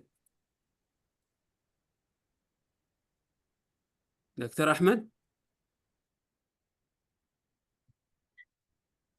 You are muted, Dr. Ahmed. Anyhow, Dr. Ahmed is, he was working with me and he has an excellent story applying emotional intelligence in his life. And he wrote me that story, and I asked him to come on as he's registered to share that story with us. But unfortunately, maybe he's not hearing us. He has, he put the emotional intelligence that he utilize his emotional awareness. Dr. Ahmed, you are muted. Anyhow, he put that emotional awareness when he took the EQI 2.0. He tried to apply that, all these 15 skills in his life, and he organized an occasion that he brought all his cousins, because he values how do he build other people's, indeed give them the opportunity to to practice their leadership. And it was an amazing. I wanted him to share it with us, but because due to the time, if anyone would like to have more discussions about this topic, he can scan the the code, and he could have one 30-minute discussion session or coaching session with me on this topic or any other topics that he would like to. I appreciate your time, and I hope I left you with something in your life to think about as a leader who wants to be emotionally intelligent leader. Hope that I left something with you. And now is the turn for one of our great stars, one of the stars, mega stars. She is a distinguished leader in organization development and inspiring voice. She is a wealth of knowledge and expertise to her role as a consultant, a respected author of Likeable Leadership. She is champion, and also she is the founder of Gratitude Leadership Collective. Become or overcome to become. I love this, which is a podcast, a very popular broadcast that she has, and she is her insightful episodes guides listeners through getting and communicating boundaries, building resilience, and celebrating small wins, all while emphasizing the importance of gratitude and self-awareness. So help me welcome Angela J. Buckley. Help me welcome Angela J. Buckley with clapping. Thank you very much. Thank you, Dr. Ibrahim. Appreciate you. What a fantastic episode I get to follow here. We've had such a great lineup so far this morning, with Philippe talking about the 3 pillars of belief-based leadership, Chris Lally really reminding us of all the goodies that John Maxwell brings into what it means to be a high road leader, and then all this great information that we can share and put into practice from Coach Alo Abiadi. And today I would like to take it on to the next session and talk to you about building trust. So you will find that much of what I talk about today is going to fall directly in line with this emotional intelligence. And so I'm very pleased to be able to build on what we've already heard so far in my time zone this morning. I recognize it's evening for some of you. But I would like to bring you along into making this more hands-on and more practical. So in order to build trust, it is important, of course, to start with intent. But one of our opportunities in building trust particularly when times are so uncertain, as we've seen in the global world today, is by really taking very specific actions. And when we're working together and directly with the people that are on our team, we will be able to, one, understand them and demonstrate how we are hearing the challenges that they're facing, but we're also going to have the opportunity to really focus on how we can highlight the obstacles they've overcome in order to achieve what they have achieved. And so building upon that, I'm going to start sharing my screen and we'll start talking about how to build this trust in uncertain times.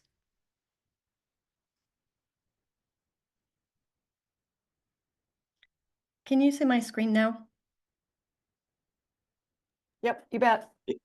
Great, thank you. I cannot see your chat at this moment, but I will see it again shortly. So if you have something to say, please feel free to come off mute and pop on in. This is going to be an interactive session, and I'm going to ask you to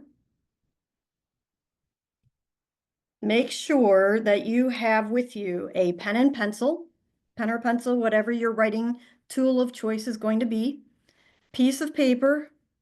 If you are a texting type person when you're communicating with your team members, then a cell phone, or if you prefer, then have your email application open and ready to go.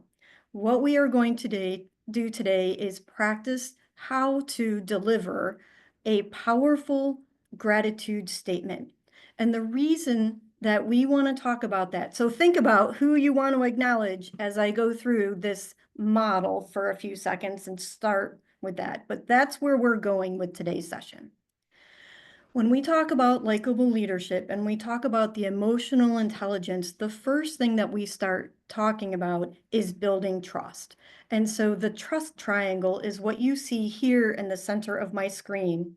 It starts with the pillars of character, community, and capability. And when we talk about character, we talk about the things that are associated with leading yourself first. Leading yourself first means understanding who you are. It means approaching the world honestly and with humility, creating that integrity in your actions and in your words. And what I think is really the most difficult is achieving authenticity. When we are first able to practice leading ourselves, which is why we have the Overcome to Become podcast, we can then move into building community. And we build trust in our community by being available physically and mentally, even emotionally, for the people that are on our team, for the people that are in our lives. We are open, and I have this here as friendliness, but open to their ideas, open to their words and thoughts as they come to us with problems that they perceive in their life or with our product or the processes or the ideas that need to be put into place. It's important to be open as a leader to build that community and to build that trust. And we can approach those problems with the positivity and a good listening ear, empathetic listening. You'll hear a lot about listening and listening skills as we talk about transformations in other sessions. When we have built a strong community of trust, we then are empowered within our organization and ourselves to execute. Capability to execute is a resource size, and the pie keeps getting bigger. There's not a slice of a pie here that's just we're all sharing. When we build community, that pie gets bigger. And how do we do that? We execute by focusing, we execute by celebrating, by bringing an attitude of generosity and gratitude, and also by being consistent. It's not a flashbang one time out the door thing, but it's really being repetitive. And through our focus and our consistency and the celebration, we begin to level up each time. And so the reason we have a triangle with the circle tied together is because this isn't a one-time deal. We are constantly improving, taking in feedback, moving forward, pivoting and adjusting, and each time we continue to rotate through and become better leaders. Our flagship tool for working with likable leadership is called the Spirit Method of Acknowledgement. And the reason we build trust when we're talking about the Spirit Method is that we are able to identify specifically the things that went well. And then we tie that to the person's personal activities. What is the characteristic that they are exhibiting when they have gone through those specific actions? It's time to take notes, specific and personal. And then we move into impactful. And what we talk about when we've already talked about this personal characteristics, maybe the objects that they've had to overcome, now we're going to take that and we're going to tie that to the company performances. How was that specific action that this person took? And their personal characteristics that they're applying on a daily basis. How is that impacting your organization's metrics? We move forward and we tie this into what the relevance is to the organization. So we discern between impact and relevance, because impact is really metrics. What are we measuring? Whereas relevance is really tied to the values of the organization. And how do we put those together, right? So the first two steps, spirit and personal, we're talking really about the individual. The next two steps, we're talking about the organization. We're trying to tell a story, how their activities are having a positive impact in the organization. And then how do we deliver this? We deliver this in an inclusive public way. We are going to celebrate and share this spirit with our team. And we call this Q1 feedback because we're pulling positive activities forward instead of waiting until Q4 after everything's already happened and say, well, let's take a look back. When we are proactive and we are highlighting the activities that we need to see on a day-to-day basis in order to be successful, we are capturing the emotions of success and we are working forward and hoping that the teams will see what's being celebrated, understand how their actions are being tied to the company, and then not just one person, but multiple people start adopting these good behaviors. And it's important to deliver with a timeliness. Timing is everything when it comes to emotion. Emotions have about a 90-second hit in your body. And so we want to capture success as quickly as possible and relate that back to those actions because it's actually retrains our brain to want to do that more. So do we have the chats open right now? Let's see if I can see you guys.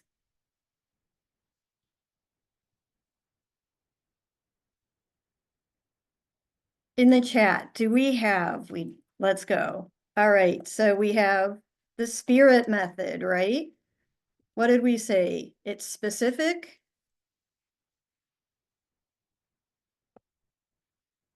It's personal. It's impactful. And the reason I'm doing this is because when we go over to the rooms, you won't have this otherwise.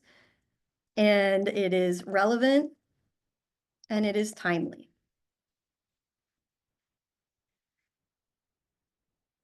Take this with you. We asked for pen and paper. We are going to break out into breakout rooms of 4 people each. So maybe 15, 16 rooms. We've lost a few participants so far for the evening. And think of one person, just one person today, that you want to practice acknowledging and recognizing how their actions have had a positive impact on your organization in the last quarter. So just think about the last 3 months. I'll give an example. I had an employee who shows up every single day on time, calm and ready to work. That sounds like a requirement, and it is. However, for that person to get to our offices, which by the way, work starts at 6 a.m., he has to cross three railroad tracks. And our railroad tracks, the trains can be over a mile long. So when one comes by, that's 1.6 for those of you in metrics, kilometers, right? When someone gets stuck behind a train, it is nearly impossible to get to work on time. You can sit sometimes for 20 minutes. So this person showing up every single day, calm and collected in a shop floor environment, brings with them a sense of safety and a sense of preparedness. And it is very, very difficult to make sure that you are there every single time when you never know which train track is going to catch you, right? 3 train tracks is a big deal at that hour of the morning. So when I say, thank you, Joe, for showing up every single morning, calm and collected, I see how your preparedness impacts the team because they are coming in calm, even if someone's coming in hustling a few minutes to the rush to get started, you are able to have a calm presence on them. I know that this is difficult because I know you have to leave extra early because you never know which train is going to catch you. And I see how our team's safety numbers have dropped by 1% in the last quarter since you've really been adopting this attitude towards being here early and on time. It is important to us that we put safety first for our teams, and you're demonstrating that. When you deliver a message of that nature and you're recognizing how challenging it is, it becomes very personal to them, and you're showing it out to the team. And there is research that shows that when you celebrate one, the activity of the team also increases because they're proud and they also want to be developing that. So what I'd like you to do is consider it can be something big or it can be something that's small and repeated and consistent. But as we go into these breakout rooms, consider one person that you would like to celebrate and how their activities relate back to their character and to the company or the organization that you're serving at this time. Arafat, can we start moving into rooms? Are there any questions? Great, then I think we're ready to break into rooms right now.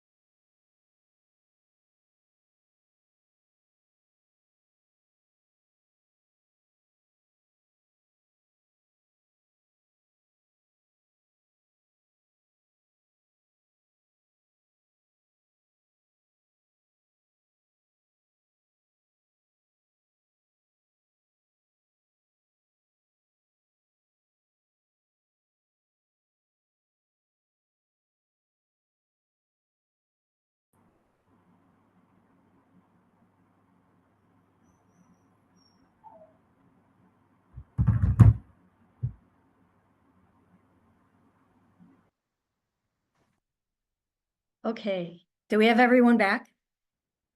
Think so? Great, fantastic. Who would like to share a shout out? Did we get specific enough? How specific were we?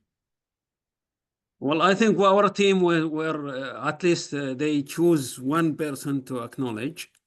Okay, And why do they acknowledge them? And one of the great thing that comes up is one of our team members who acknowledge his, first school teacher okay. for giving him the, he's a doctor, Dr. Imad, and he acknowledged his, his teacher when he was at the first grade, because he encourages him to come on the stage and talking to the people, and he still remember that teacher.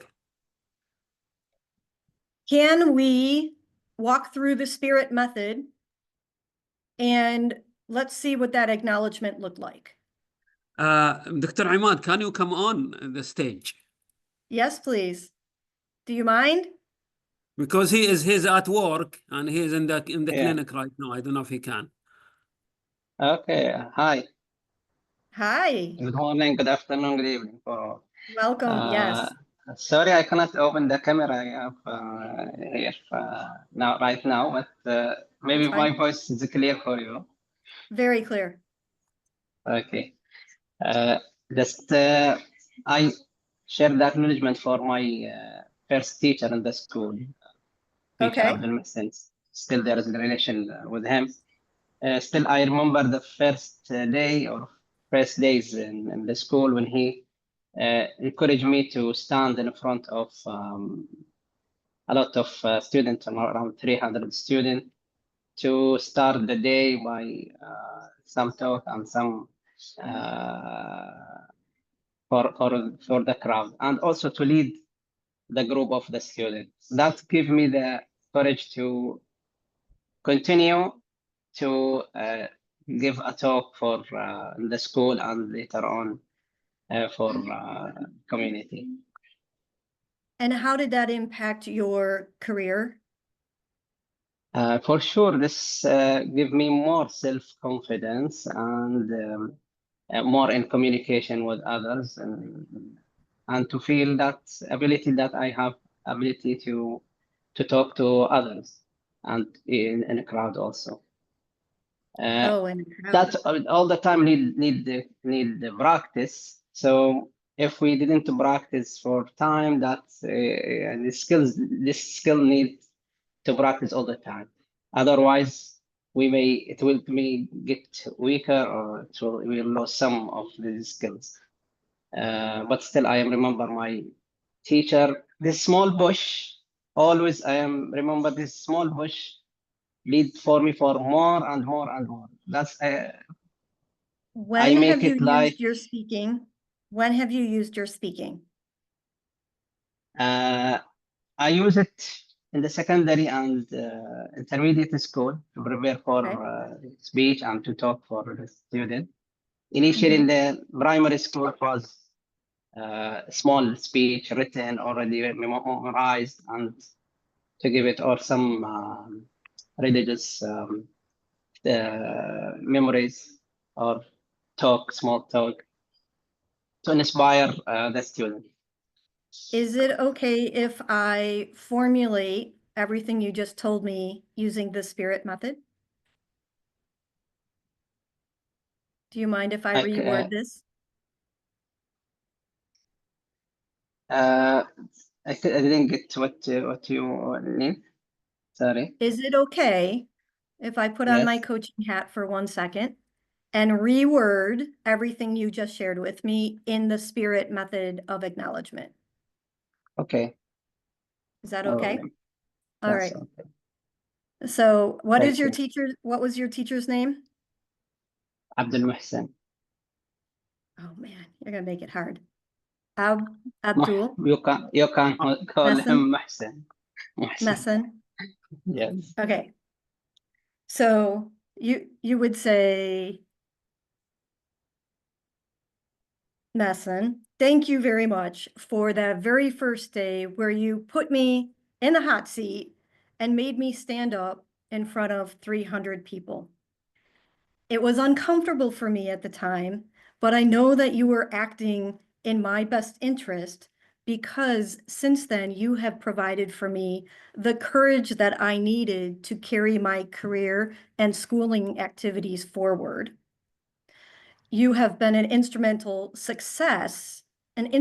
part of my success in my schooling and in my career because I now have improved speaking and communication skills.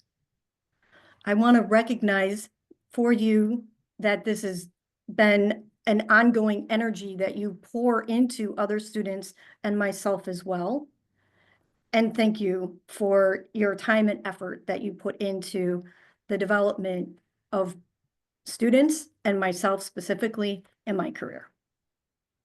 So when we do that, we really were very specific that he put energy. We were very specific that it was about the courage and that it takes time and effort to be present for those students and for yourself, and then the impact that it had on the career, time that all the way in. So that we're showing like his personal values of developing and creating, and that it also takes energy, and that can be exhausting. I don't know a teacher who isn't exhausted at the end of a workday, school day, and that there had a positive long-term impact on you. Great, amazing. Thanks. Thank you. How does that feel? How does that feel for you? That's feel and this appreciating and gratitude. I feel gratitude to my for my teacher, appreciating him. Very nice words, very inspiring. And when? Thank you. Thank you for sharing your Thanks. story with us. Thanks. Nice experience. Would anyone else like to share? Yeah, I'd like to share. My name is Yes. Vivek. I was in the same Please group do. as Dr. Ibrahim and Dr. Ahmad. So Okay. I'd like to acknowledge my ex-boss. He's not there, but he's one of the speakers in this group. I think his speech is tomorrow. I'd like to acknowledge him for his brutal honesty and the extent he is to walk the talk. I think that's one summarization of what everything I learned from him is to whatever he wants you to do is something he would demonstrate himself. So I learned the tenets of being truthful with your team, believing your team that they can be better than who they are. And he always used to say, you guys are my eyes and ears. So and we did the best. So I think the day when he used to give me a feedback, very honest feedback, never concealing anything, and he's always separated personal and professional, never showed his personal side, any challenges that he faced.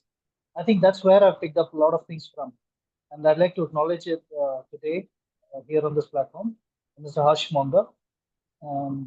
So that's my vote for him.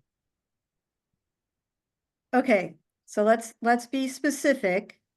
He provides brutal and honest feedback. Yes? Yeah. And how does his honest feedback relate back to his personality and his characteristics and his values from your perspective? As I said, he used to walk the talk. So it was honesty both ways. If you wanted to say something, you could be upfront and tell him that. Whether you liked it or not, if it's just a difference of opinion, and you're free to share it with him. So he brought in that element of transparency, that you need not hide anything, just speak out. And what does that cause him? How is that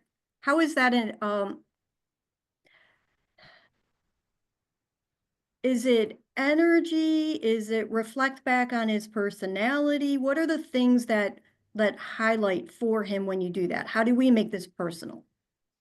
Calm and composed. I'm sorry? Calm and composed. Relaxed Absolutely relaxing. You nothing to Calm hide. and composed. Okay. And So you're how ready has for that every moment. impacted your life and your business?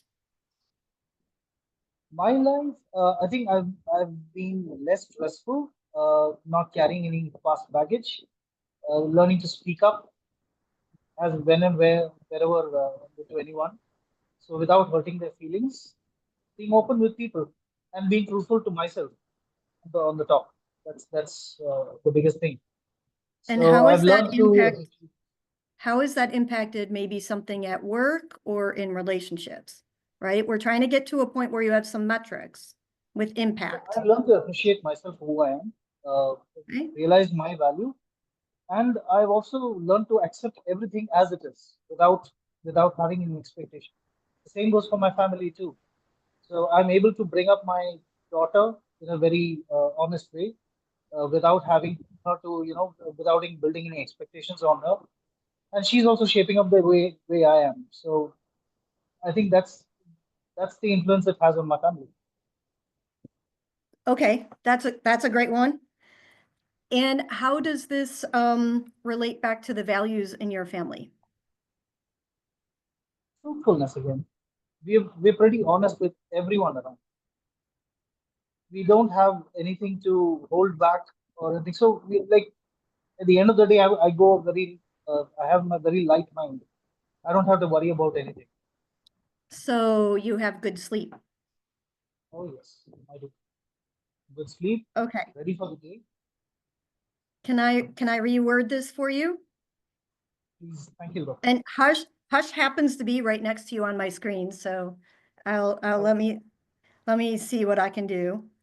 So in the wording of spirit, Hush, thank you very much for your continued brutal feedback. Your honesty and transparency demonstrates your willingness to open up yourself, but also pour into the people that you're working with and coaching. And as a result of that, I have seen improved relationships with my daughter. And within our family, we find that we are able to sleep better at night, which in turn creates an ongoing pattern of improvement within our family structure. I find that I am better able to speak up for myself and speak with confidence when I'm in difficult situations. Thank you for putting this together publicly, and thank you for the delivery and the time that you've put into helping me develop relationships with my family and myself. So we've tied a few things very specific, and we've also tied some metrics that have like not just feel good, but actually some numbers, right? Like some things that you're saying specifically, relationship, better sleep. When we can start saying specifically how we see this impact, we can really drive a little bit more. And it's easy to do this now when we have these great things, but sometimes it's difficult when you're rushing out the door and your child hasn't tied their shoes yet, but you know that having your shoes tied is critical, or when the report isn't done and somebody got certain parts of it done, but other people's didn't.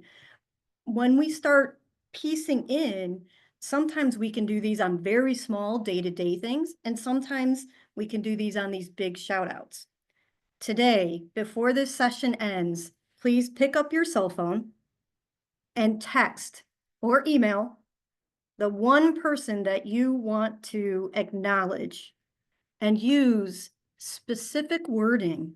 Exactly what is it that they did? How is it tying back to their characteristics and their values? What is the metric that you're using to say, listen, this activity had a positive impact on me? And then, why is that relevant? Because I value family time, because I value confidence and courage. And then try to make that public when it's possible. In work, you can do this in a team meeting. Maybe you can send out, if you're working virtually, you send out these acknowledgements in a group. If you look on my LinkedIn, I do this every Friday, mostly every Friday. Sometimes it's Saturday. I call out a person who has had a positive impact, and I use the spirit method in every single one of those posts because it does have an impact and it brings people together and it builds trust. And when you are specific, that is when the trust is really happening. It's not, thanks, I had a great day. It's thank you specifically for what you're doing. Hush, you have a question? You have something to say? I'm glad to hear you. Yeah, just a comment. I think Vivek just made it public. He made it public just now. What did we just make public? Oh, No, Vivek. The okay. gentleman you were talking to. Yep. Great. Made it public here. Thank you. Yes, absolutely. He did. So we have a few minutes before we finish up. Does anybody have questions or feedback on the spirit method?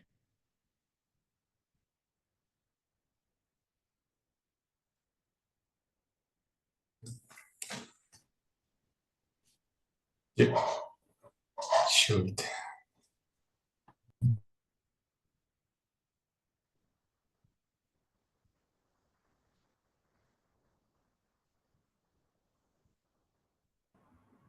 Yeah, sorry, I was on mute. Dr. Angela, I can share something and you people can comment on the usefulness of that, if it's okay. Yes, sure. Yeah, this was on my first job, and then I was not a very great engineer at that time, and I worked with a very high-performing boss. Everybody was awe of him, and I actually worked for 3 months and ran away to another place on the same company. But that particular project went into doldrums, and then to get it out properly, my former boss was brought in. I thought, oh my God, heavens have fallen. I am done. Why this should happen to me? And then when he came there, of course, my life went from hell to very deep hell. So I didn't know what to do. And then I told my immediate boss, his name was Subbaya. Subbaya has come and then he's killing me. I am not able to work even 20% of what I am. And this man, what he did, he went and reported that you are too much, you are actually pushing him too much. He is not able to work. So one day, party time, and then all of us were there. This man comes. See, not just me, everybody was mortally scared of him. So the Subbaya came to me with a drink and said, Rajesh, I heard from Subbu, who's my immediate boss, that I'm making your life miserable. Is it really like that? He asked. Now, I didn't know at that instant what to talk, to tell the truth or be polite. So for a second, I said, yeah, of course, you are too hard on me. I'm not able to work. It just came out spontaneously. And then that was a shock because nobody had dared to tell him that he's so rude and very miserable. But that man was so great, man. He said that if you are saying so, it must be true. From this moment onwards, I will completely let you free. I will not question you on anything, but you should give a good performance. That's all I expect. While I'll be tough on everybody else. And this rude man kept his word ever since. Okay. I became a very powerful performer after that meeting. Now, I don't know what to say. He's a rude man or he's a great heart. I don't know.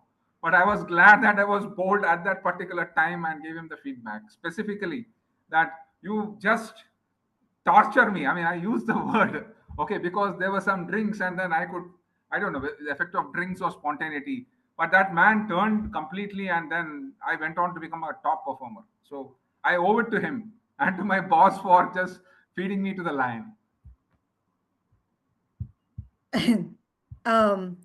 That is a great story. So as a young engineer, I walked out the door and I said, thanks to my team.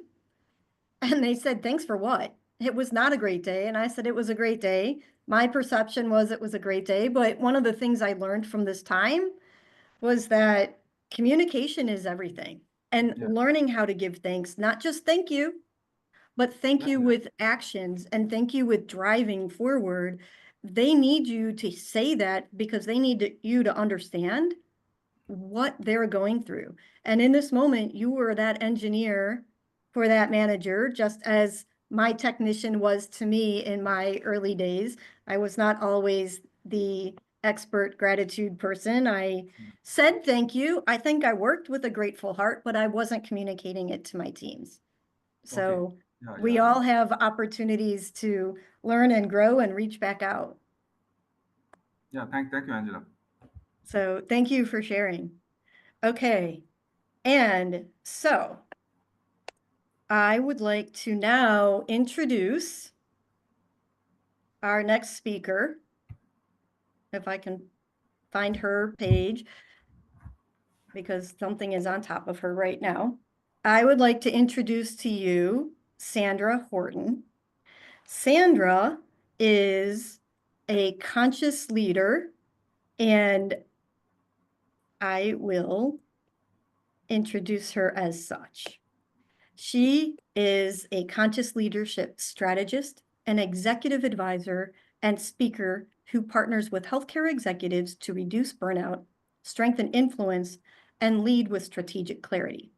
She is the founder of Activate Success Edge and creator of the Activate Success Roadmap. This is a leadership model designed for high-stakes environments. With an MA in leadership and a certification in change management and emotional intelligence, Sandra brings sharp insight and real-world tools to help senior leaders lead themselves and their teams through disruption and growth. Known for her strategic lens and results-oriented coaching, Sandra speaks on performance, resilience, conscious leadership, and executive influence. So please welcome to the stage, Sandra Horton. Oh, thanks, everyone. All right, big round of applause for everybody else who's come in. I'm going to bring some energy. I hope everybody's awake. Everyone's doing an amazing, just doing well and really taking in this beautiful learning. So I'm going to have some fun with this lovely Canva. And I love transparency. I love vulnerability. So let's share. And I hope that, do you see it in the large form? Not yet. Not yet. Enter full screen. There we go. Oh, yeah. All right, wonderful. Thank you so much. Well, I have been I've been touched. I've been touched by every beautiful speaker. And for that, I have the greatest gratitude. I'd like to thank them, as Angela said, with gratitude. What a powerful tool, the Spirit Method. Today, for my talk, I'm going to speak on conscious leadership, the success edge to thrive in this changing world.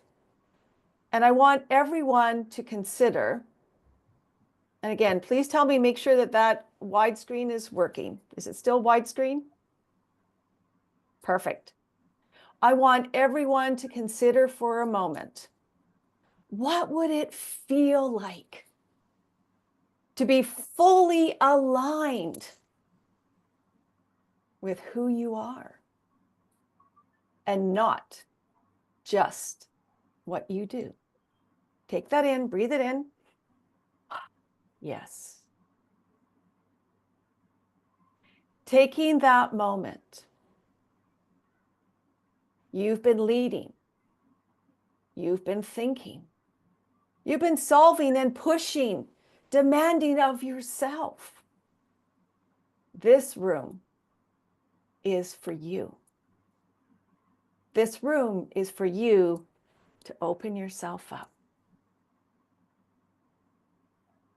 Because for myself, I remember, have you ever had a moment where you were leading a team and you were tested with every thought that you knew? I remember sitting in this boardroom, maybe this represents you. My camera was off. My mic was muted. My calendar was full. I was leading on paper, but I couldn't hear my own voice. Not anymore. I wasn't tired. I wasn't burned out, but I was disconnected. I was just numb. And here's the truth that we need to learn to truly dive into. We need to understand they can't outperform disconnection. You can't lead others when you are still negotiating your own truth. Take that in. Because this talk is truly about clarity. It's about no more hustle, no more bustle. It's not about control. It's about alignment. So we're going to have some fun now. I'm going to take you through a bit of a journey because it lands really purposely for me. We're going to go through a 3-part Activate Success roadmap. We're going to do some activities which are going to be fun, and I'm going to invite you to have openness. We're going to do the burnout and resilience audit. We're going to do some interactive polls. Yes, get ready for that. And we're going to have one leadership commitment statement as we go forward. Because today, around the globe, and we are global leaders, we're expected to show up strong. But again, many of us are quietly exhausted. We're overwhelmed. We're just unsure how to sustain our leadership. Whether you're in an executive suite or you're just dealing with virtual teams, here are 4 key areas that I see happening, that I'm engaged with clients around the globe. So I want you to read them. I want you to feel them. Because pressure is real, yet the tools we've been given are truly outdated. So I'm going to ask for us just to consider these now. I want you to feel them. And I want to do a poll. So I'm going to ask Arafat, please, to put up our poll. So I'm going to come off as stop share. So let's do a little bit of interaction here. Go back to Arafat. Can you put up that poll for us? And I want you to please answer which one of these really, truly resonate for you. That perhaps right now is your greatest challenge. We'll just wait for a few seconds here.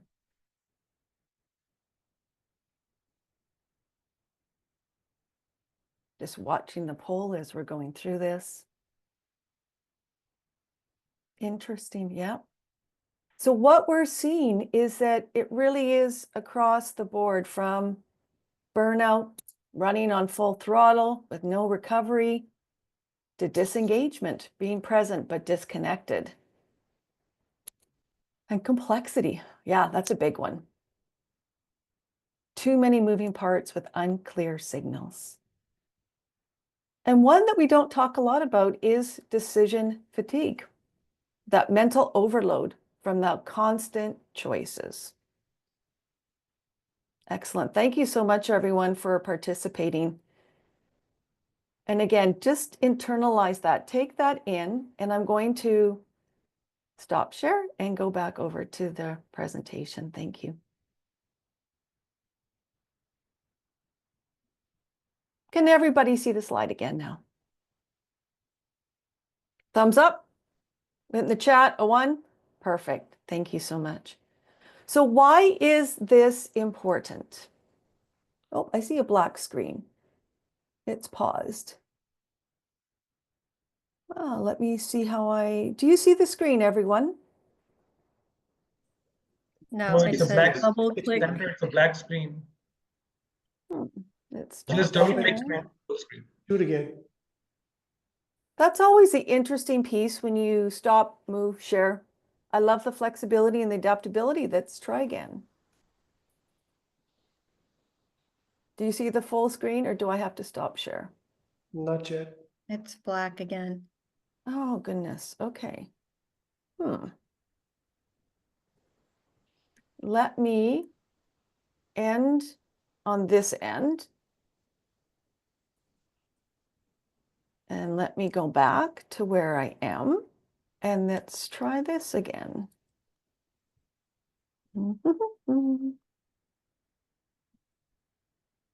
Okay, just give me one moment, please.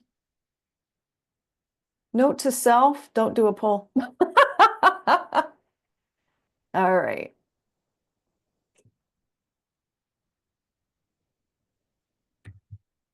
All right, got it. Yeah, we see it. Go full screen. Hey, okay, let's go into here. Now, let me go into, that's presenter mode. I don't want the presenter mode.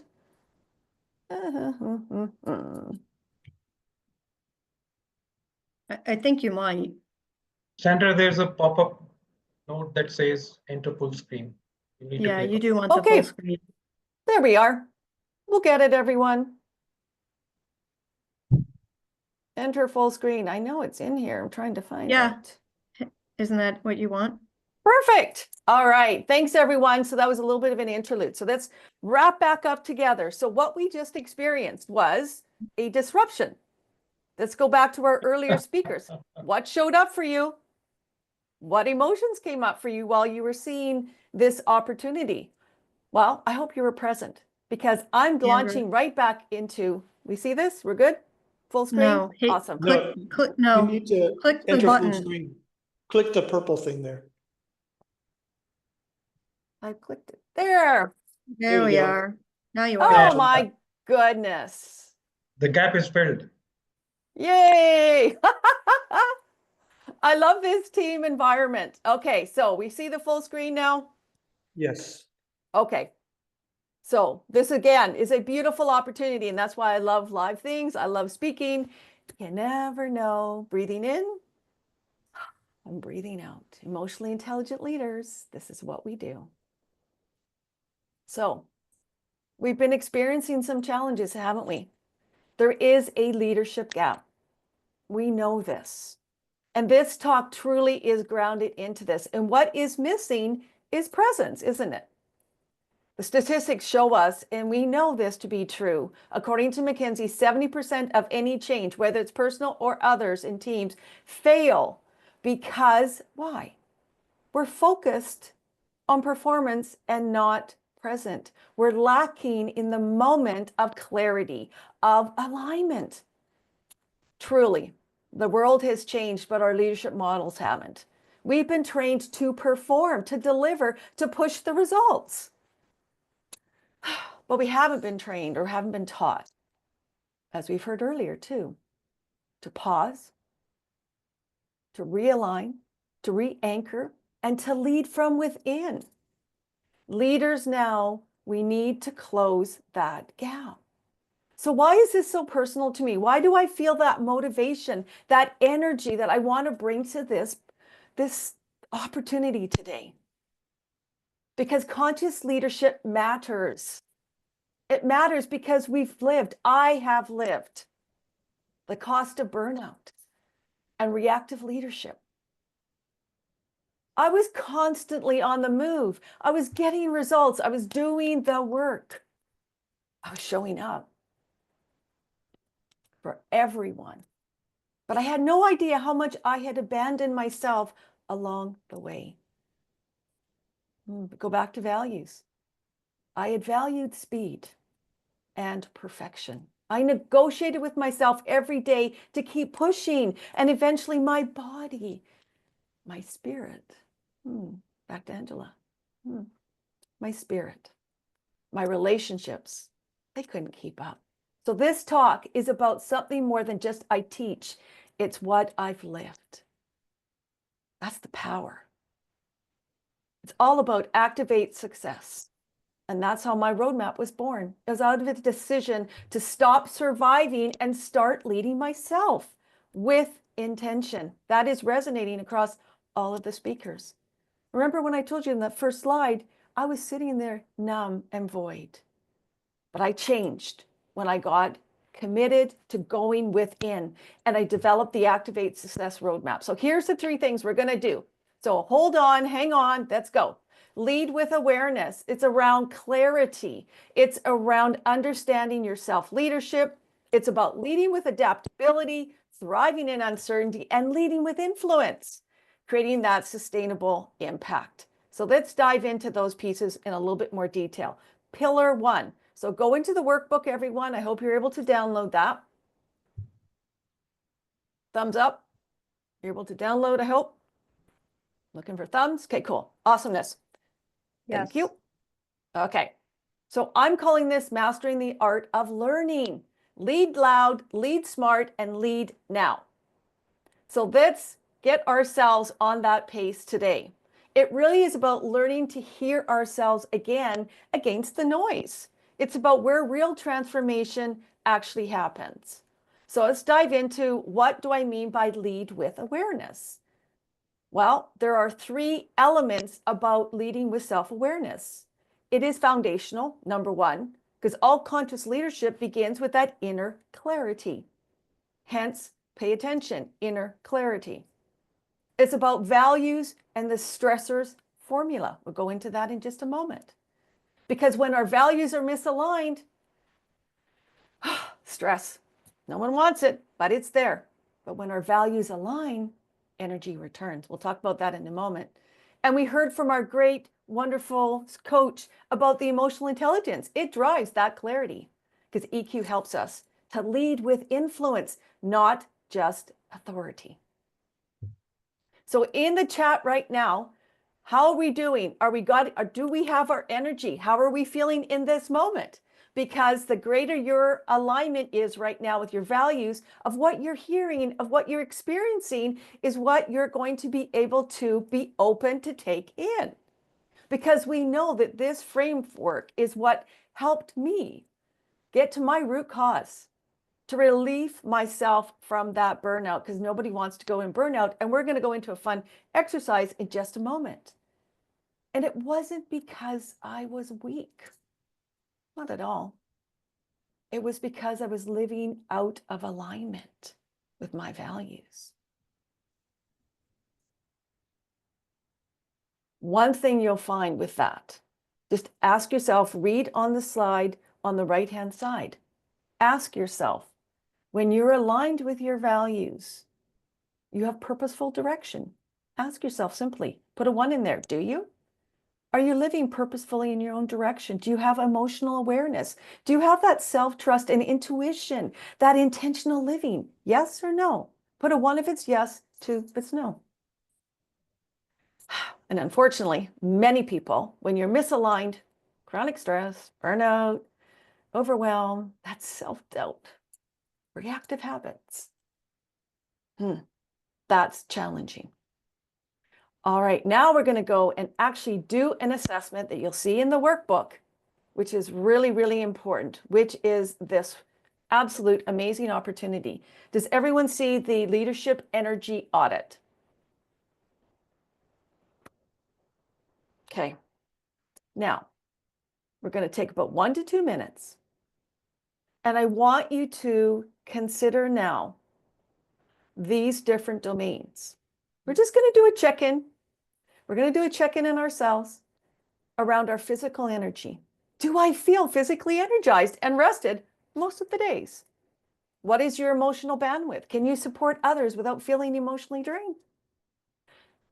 Mental clarity, oof, that's a big one. Am I thinking clearly and making decisions with ease? And do I have purpose alignment?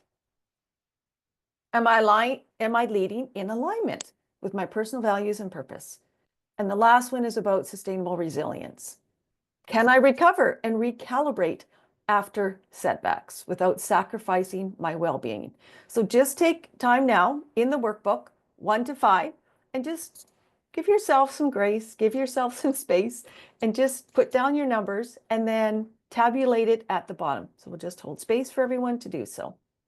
And give me a thumbs up or give me a quick jump on and say, hey, yeah, I'm done. And we'll just hold space and then we'll discuss that for a moment.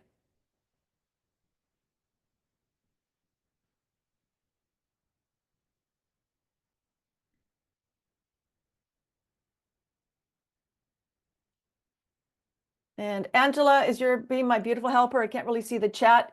Do you see some ones, any numbers of where people are at? I do not see any numbers just yet. Okay. And if people are feeling comfortable, please put in what was your total? Where did you wonderfully land in this? And if you don't want to share, that's okay too. I'll just take a few moments because what we do know, what these scores may suggest, that if you were between 21 to 25, you are feeling energized and aligned. You're staying consistent with your practices. If perhaps in this moment, again, it's not a measurement, it's not your stick that you have to gauge yourself, it's just an indicator. Maybe you were 16 to 20, you're managing well, but some areas, well, may need some attention. If you're 10 to 15, well, you're operating under some strain. Consider some small shifts. That'll be really important to you for renewal. And if you're below 10, you may be approaching that burnout zone. So please pause, reflect, and reset. And as always, I always advocate to see, this is not medical or advice or anything. Just please seek, the right medical attentions or healthcare for insights or feedback if you are perhaps in that zone. I always want to create a psychologically safe space for everyone today. And again, this is just a wonderful opportunity to do a leadership energy audit, because as we show up as conscious leaders, we need to be able to manage and navigate our energy and being able to really be there for ourselves and for others. So let's jump now into pillar 2, adaptability. So this is the great, big, hairy, audacious area of managing change and mastering it if for some, and thriving through that uncertainty. Because we know that we have that foundation of awareness, but we need now to move and shift to really learn and lean into what I call is the adaptability edge. And what do I mean by that? This is what it looks like, is that it's not just about adaptability and it's not just about the resilience. It's about understanding the difference between both. So when we think about this, adaptability, and this is important, is about moving forward intentionally through change with clarity. I'll repeat that. It's about moving forward intentionally through change with clarity. It's about understanding that we don't need to survive anymore. We need to become more responsive. And as we become responsive, we need that clarity to move, to shift. And that is where mindset comes in to this very important place, mindset. We need to release, and let go. From control to clarity. We need to build that trust. We need to adapt and bring in what I'm calling is the agility to shape the culture, the openness. In conscious leadership, it's about the we, not the I, to build that trust. And that was another word that was consistent across our earlier speakers as well. So let's dive into this in a little bit more detail, and then we're going to have a fun exercise. So mindset shifts. Think about this for a moment. Certainty, it really is an illusion, isn't it? But clarity is a choice. Get purposeful. Be in the present moment. We had that beautiful exercise with Coach Ibrahim. It was wonderful. You could experience it. You could feel it. You were in it. So get clear and reframe resistance.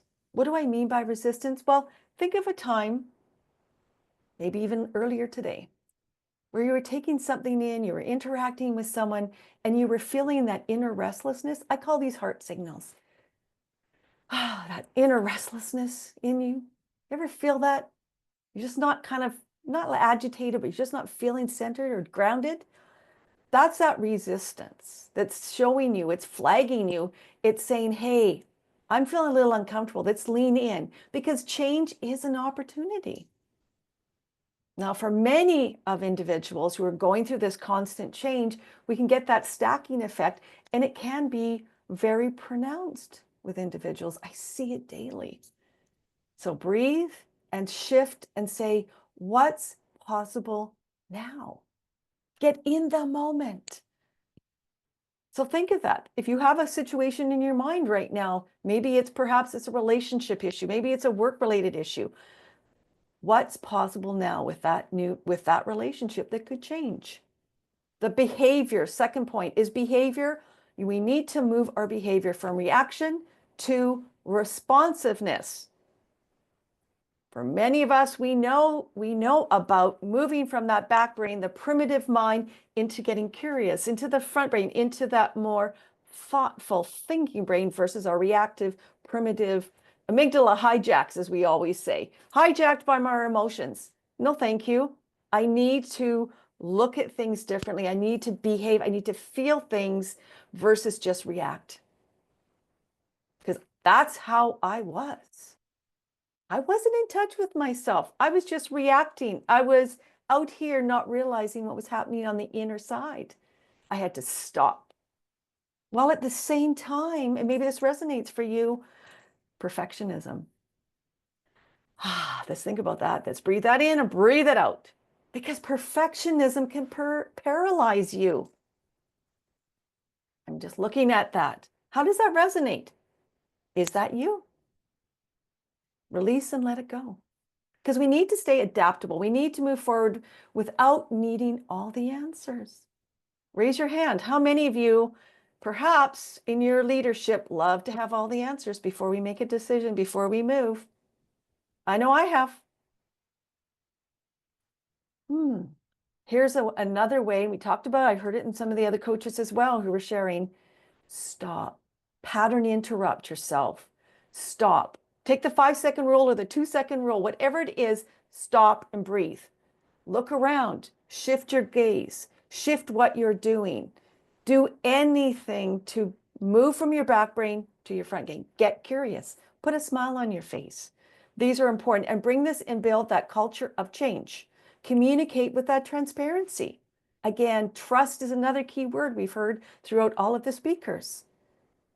And understanding that as your team is going through this change, just like you are, there are going to be stages of team resistance. From denial to friction to curiosity to ownership. Understand where people are at and meet them where they are at. Because people don't resist change, they resist uncertainty. And just like our earlier coaches, I got a fun little activity that I'm putting up here. And it was really similar. So I love how we're all in that same beautiful energy and that frequency. This is called the Agility Challenge. It's in your workbook, so please go there now. And unexpectedly, I want you to go into this scenario. I want you just to dive on in, open yourself up, and let's dive in. You were just informed that half of your team is being reassigned to a different department or initiative. This is about this pillar, everyone. We're going to dive in. What would you be feeling? What and how would you respond in the first 24 hours? I want you to ask yourself that question. How would you respond in that first 24 hours? What mindset would help you lead through this change? What emotional or strategic resistance might show up for you and your team? And what adaptive strategy would you need to look at to do first? Again, I'm just inviting you into this exercise, inviting you into an experience so you can kind of see, how do I look at this? So let's just take that quick moment or two to answer those questions.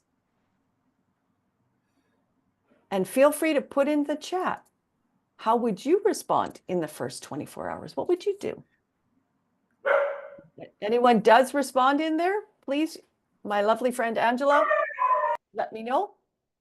Is that a dog barking or something? I don't know, but the dog's responding. The dog has something to say for sure. Yeah, I actually wanted to say something rather than putting in the chat. Sure, go ahead.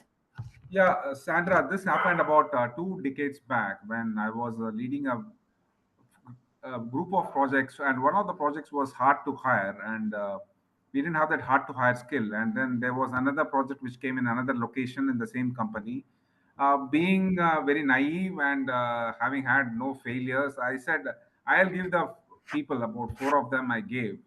Little I realized what is going to happen. The 4 people went to that other project. They were managed in the same location, but I can't touch them. I gave it to them. And my project went south. Okay. Now, I thought, okay, we can manage it, but we just couldn't get hard to hire skills at all, despite being a big 5 firm. Actually, I was wondering what happened. I mean, I never had this failure. So this was a failure I had, and I just couldn't get the project up and running in about 2 months. Third month, it got stabilized. I could figure it out. But it put me to a point that I was nice and generous, but then that's not how I was perceived by the management. Oh, he lacks brains. And then I had to resign from that particular company. Okay. It cost my job. I'm telling you honestly. So I thought I will at least put some resistance in similar situations later. I don't know whether it is right or wrong, but I just wanted to share because this is very deep inside me. Well, thank you for coming on screen and sharing openly. It is a psychologically safe space here. So it's interesting. Can I ask a clarifying question, please? So Yes, what was please. your role in that initial scenario? Were you the project manager? Like, what was your role? Okay. I was a project manager. I had a project leader, but when the new opportunity came, I thought this is a chance for me to show some goodwill gesture by giving that hard to hire skills I gave. But the point is that my project leader didn't resist, and then she was not up to the mark, and it is my responsibility. I didn't assess her properly. I thought she had everything under control, but it was not to be. But a project manager has more responsibility than a project leader, so I can't fault them at all. But that was a very big mistake. It happened at a very crucial time, and though my project came back to normal, the 2 months of time the client escalations got on to me. I was never the Yes, same. I totally resonate with this. And one of the interesting reflections for your consideration would be to go back in and look at the opportunity. One of the things about change initiatives and why they do fail is the relationship of understanding the operationalization of the change itself and the people side of the change. And one of the things that I have found very pronounced is if we don't have a specific dedicated change lead to help support the people through the change, to support the communication channels, the training channels, even in the early phases of discovery and feasibility and going into design and planning for that project. If the roles and responsibilities and clear leadership aren't understood, particularly in that joint arrangement of change management and the PM, which is more of that task specific for those who aren't in project management, it's a relationship, it's a connection. And so when there's that disconnection or lack in clarity of where are we going, what's the change, how do we work together, that's where I can see, especially in preparing for the change, that's where projects can get stuck and they can get kind of mired in that muddiness. So let's pull this back out and ask others. Have you been involved in projects? Have you been involved in activities, even, teams that have experienced these things? What was the number one thing that held it up or was frustrating for you? Just put in the chat. And Angela, if you can quickly tell us, I just want to make sure I'm respectful of the time here. So we'll just answer this and then we can always take it offline. So Angela, if you wouldn't mind, oh, Angela's not there. Let me just go. I am here. Here. Oh, thank you. If you could just say if there's anyone responding there, what came up? There is nothing yet. I'm waiting. Okay. So Watching the let's chat. reframe that. So communication, perhaps it was communication. And that's the opportunity, again, to get clear, identify the roles, and understand your place in it. How can I and where can I lead differently and better, different leadership styles? And it's always about guiding others. We have to guide ourselves first. So I'd love to take this offline, but I want to kind of move into and using this as a good case scenario is So to we go do into have the some third pillar. responses. Oh, do I? Perfect. Thanks, Yeah. Angela. One says, what was your first emotional reaction? The answer was stunned and feared. What beliefs or instincts kicked in? I stay calm and I think the show must go on. What Nice. adaptive strengths did you notice in yourself? I shall re-strategize and come up with a plan once being notified. Nice. Awesome. Thank you so much for sharing and being vulnerable and being courageous to actually bring that forward. And those are all wonderful opportunities that when we are challenged, we need to be able to understand ourselves, really anchor into our mindset. What behaviors do we want to change? How can we move forward emotionally in an emotional, intelligent way? And then build that culture to be able to bring other people's voices in. And so that things don't fail. Communication, training, clear direction are all key essentials for effective change strategy. And the last piece, and then I'll move on to the third pillar, as I know we're getting closer to our time, is understanding a clear and visible sponsor. So if anyone has any of these situations that are showing up, you need to engage senior leadership beyond yourself. An active partner, a sponsor with a sponsor roadmap can help clear the way for barriers and hurdles that get in the way of any change initiative. And that's one thing I have learned clearly in all the change management work that I have done, is we have to have an active and visible sponsor to help support you in all the change that you're going through. So I'm going to just keep moving here because I don't want to be beyond my time. So pillar 3. So what do I mean by influence? Well, I want to talk about moving from resistance to readiness. There is a difference, because this is not just about a tactic, but it's about conscious presence. Conscious presence. You can have a vision, you can have values, you can be adaptable, but if you can't influence with clarity and empathy, you are going to struggle to make the changes that you want to see stick. So this is where your leadership becomes scalable and repeatable and sustainable. So I'm going to keep moving forward as we move forward. So how do we do this? Here are 4 pillars, which are the backbone for sustainable impact and not just performance metrics. Number 1, understanding impact over authority. We know this, but do we actually know this? Titles don't transform teams. Trust us. Trust over control. Control might get those short-term results, but trust builds the buy-in and that long-term commitment. Presence over pressure. Real leadership, their presence creates that clarity. It's like, how are you showing up? Where's your energy? That's why we did the first energy audit. Are you coming in like this? Or are you bold and confident and open and embracing people to share vulnerably? You know, this is why energy is so powerful. And importantly, empathy ethic. And this is something that is near and dear to my heart in our beautiful, whoops, sorry, I don't want to go there yet. Come back. That is near and dear to me in my heart. When my co-author, Dr. Sujata Ives, and I, when we created our Activate Success Tips, Tools, and Insights to be a leader in your niche, empathy ethic must become our standard way of being. It's a conscious practice to lead with both compassion and clarity. To truly understand that we are driving change to lead to sustainable outcomes, we need to have empathy. And if we don't understand that, we will burn out, and so will our teams.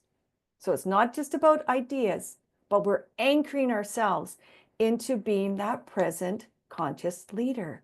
And it starts from what? From the inside out. I just want to do a quick check-in. Arafath, do I have another 2 minutes? Because I know I may be beyond. I just want to check in. We're good? Okay, thank you kindly. So what do we do now? We've covered these 3 different areas. So what have you taken from this? I really hope that you've gone into that workbook and you have been actioning out some of these actions. I know this is a fast, less than 25 minutes, kind of deeper dive into this conscious leadership, but let's walk away with something that you can be like, I've done this. I'm going to do this. I am this. How will you lead from here?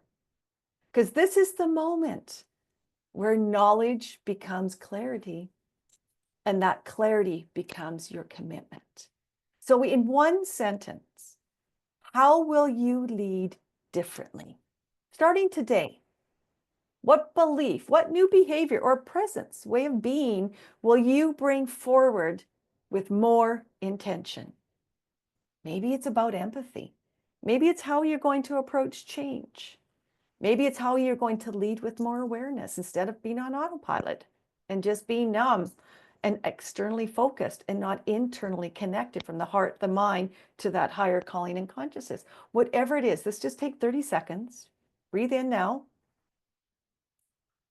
and write it down on that workbook or in the chat. Just take that one moment and then I'll do a recap and we'll be complete.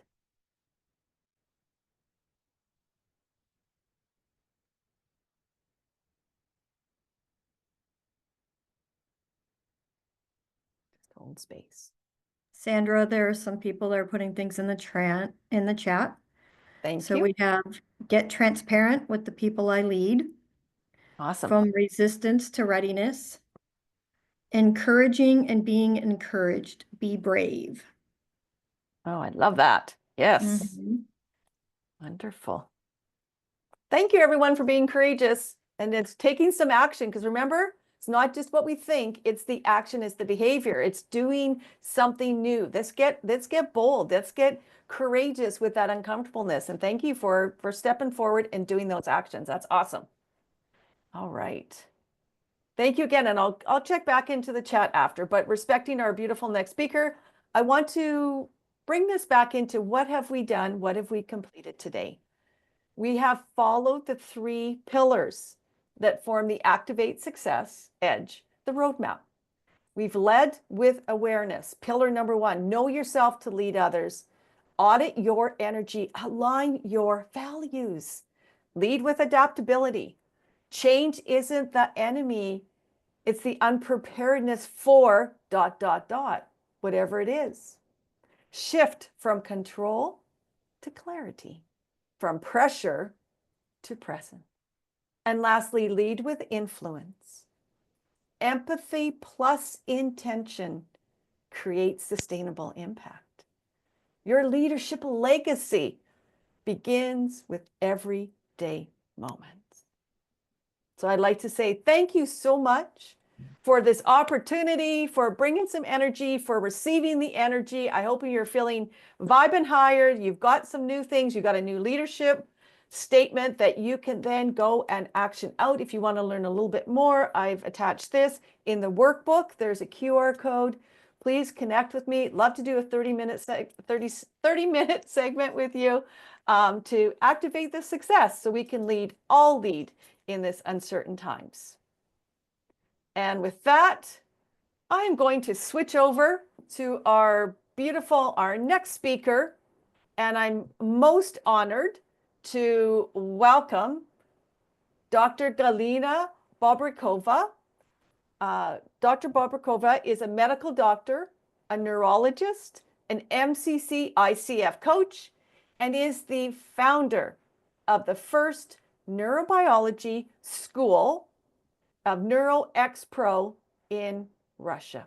Thank you so much, everyone. I've appreciated this opportunity and with greatest gratitude. Thank you so much, Sandra. Wow, wow, wow. Oh my goodness. What a speakers today. And my imposter keeps telling me when I speak in English every time, where are you going? Galina, where are you going? But I know how to deal with imposter in our heads because I have been studying the brain as a neurologist for many years. Thanks, Sandra, for the wonderful topic and useful insights. Thank you for everyone who contributed today. And of course, I want to express my sincere gratitude to the organizers, to our master Arafat, to the organizers for giving me the opportunity to be here and for putting together such a fantastic event today. I'm truly happy to be able to present my work and share my insights with you today.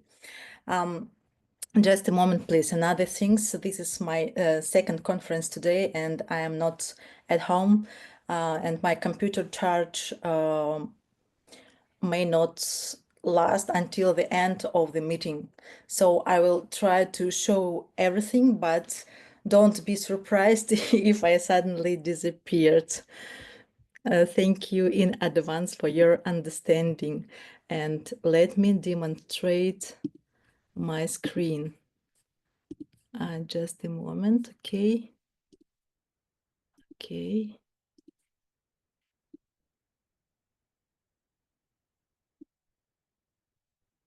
I need your feedback, please. Oh, Yes, it's visible. okay, okay. Just it's perfectionism, you know.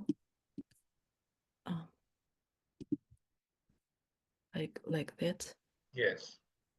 Okay. Okay. Okay. And here we go. The topics of my presentation is the neurobiology of mentoring, and I'm excited to tell you about how this methodology can be incredibly useful for personal growth and development. Even though this is the final presentation of the day, I'm confident that you will find it interesting because mentoring truly deserved your attention. At the end, I've prepared a special gift for you, a practical guide that will help you even if you never run a mentoring session before to start using this technique and in the way that massages your brain. This slide is dedicated to my introduction, but I won't spend too much time on it. I'd like to emphasize that I'm someone who has been passionate about neurology, brain structure, brain function my entire life, but not just a doctor or someone working in psychology or neurology, but also someone who adapts this knowledge for everyday life. Okay, about mentoring. Mentoring for me, one of the best methods of human-to-human interaction, particularly when it comes to peer-to-peer practices. Why this? Because on the one side, we have coaching and on the other, we have training. Training is more of directive approach. In training, we tell people what to do and how to do it. It often focused on memorization, so the brain works to recall information. Mirror neurons can help us learn new skills faster by copying behaviors from trainer or more experienced persons. On the other hand, coaching is a non-directive and expensive practice. In coaching, we create space for reflection, ask open-ended questions, and encourage the person to find their own answers. The person relies on their own thoughts and feelings and takes action to commit to these insights, applying them in real life. And what about mentoring? Mentoring combines, as we said, elements of both coaching and training. It's not just about teaching, like in training. It's not about sharing experience, reflecting on someone else's journey and using that experience to create something new. In mentoring, there is both the exchange of expertise and the opportunity for guidance. The mentor can offer advice and direct the mentee, but the mentee is responsible for their own direction and actions. They must apply what they've learned to their own life. From neurobiological perspective, mentoring involves various areas of the brain. On the one hand, like training, it requires attention. The brain engages the senses, hearing, seeing, and attempts to understanding new information. Motivation is driven by the limbic system, while remember and processing the information involves the frontal and parietal lobes. Frontal lobes and parietal lobes. The parietal lobes is particularly involved in strong, meaningful, and experience information. If we consider mentoring in terms of coaching, we can look at the process of asking open-ended questions and inviting reflection. This process encourages reframing or changing perspective, which involves the parietal lobe as well. This is where new insights emerge and exciting habits on attitudes can be rewritten. It's very important. It's about updating our understanding based on new experience. In this way, mentoring is a very broad practice that engages all areas of the brain. If we imagine the brain being messages or activated, mentoring would be that process because it brings out both reflective thinking and action. This is different from both training and coaching. In coaching, the focus is more on thinking and goal setting, particularly involving the frontal lobe and parietally the parietal lobe.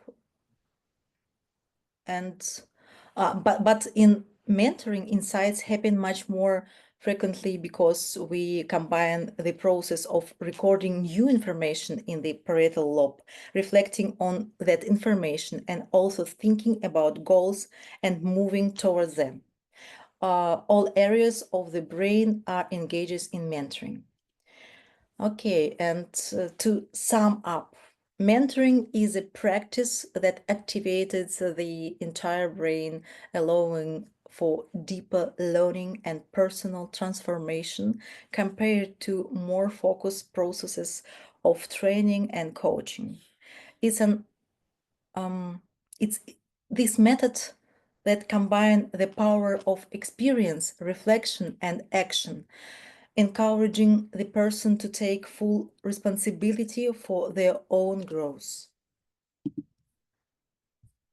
Okay. Okay, just a moment. How to conduct mentoring step by step so that the whole brain works. Okay, I say you about a little gift. Just a moment, please. I see my battery just only 4%. Oh my God. Okay. As I said, I prepared gift for you, and you can you can pick up by writing me at galinababrikova@gmail.com, please. And thank you very much. Thank you very much for today, for this amazing event, and thank you, our Arafat, because your work is very, very wonderful and useful for all of us. I'm so sorry because I see my charge, my battery, and I'm afraid of I cannot continue.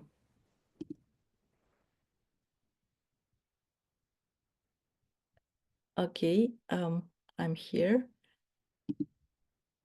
Yeah. Great, thank you. Thank you, Galina. She was actually traveling and doing some other sessions as well. So she finished her session and now her laptop has finished the charge also. Anyway, it's all done. Great, great. Thank you all. I would like to share my gratitude for everyone for joining today, our first day of MasterX Summit. And you can see the diversity of learning, the diverse learning experience. We started with our great coach, megastar coach, Philip from Cyprus, who settled in Oman, who opened the stage. And our leadership team started the sessions for the first day of Master X, started with the foundation of leadership. And then we moved on to our next coach, Chris Lally from the US, about the high road leadership. And then we moved to Saudi Arabia to learn about emotionally intelligent leadership. And then again back to USA to Dr. Angela about likable leadership. And again to the neighboring country, Canada, to Sandra to learn about conscious leadership. And finally, we moved to Russia, learning about neurobiology of mentoring. Great, thank you all. And now it's time to interact, and it's time for our Q&A session. So anyone can unmute their mic, they can raise their hands and ask your questions. All of our Megastar Coaches family members are here to share their viewpoints. Please feel free. Then after the Q&A, we can have a photo and wind up the session for today. So I will start by myself from the chat box. During the session of Coach Ibrahim, we had a question from Malala, who is from Dubai. So I will get that question for you.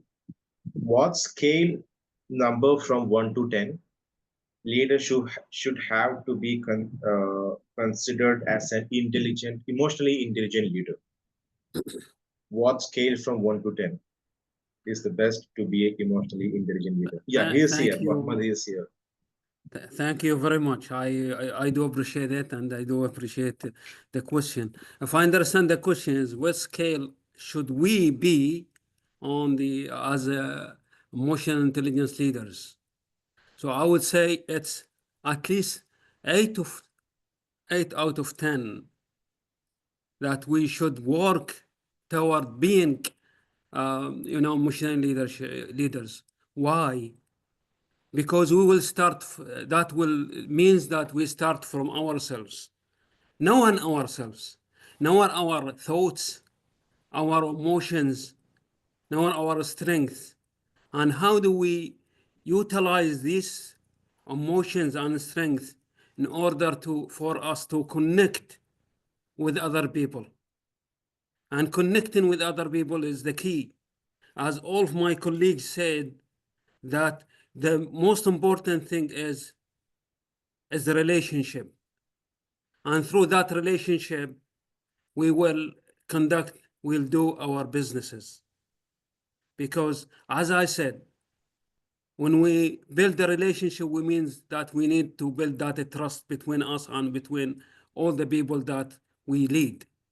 And building that trust will build the bridge between the business needs for outcome and human needs for connection. This is what I hope that I answered the question as well. I understand it. Great, thank you, Coach. And I will go for the next question from one of the coach, Nigel Smart. What's the one of the feature or the thing you would stress in the chaotic world today? So all of our members today can share their viewpoint. Bertie, you there, Coach? Me? Anyone can answer. Anyone can Okay. share your point. I will leave the platform for my colleagues. What is the one feature you would stress in this chaotic world today? Build trust through connection. Building trust. Great. Anyone would like to add something to it? For me, I always find the opportunity is, again, to stop,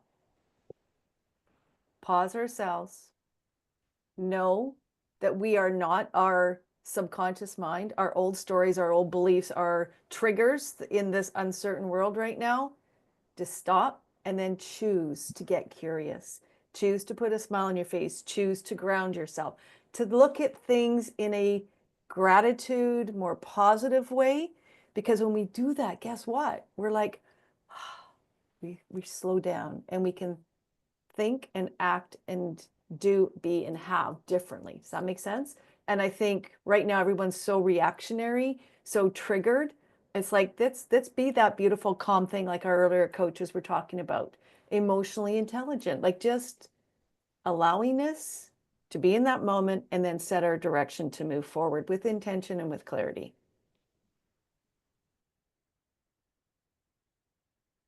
Thank you, Sandra. Yes, Arafat. I believe Yes, that one of the strongest tools that we can all use as coaches, business leaders, entrepreneurs, is to lead with kindness. I truly believe that kindness is really the key to all of this.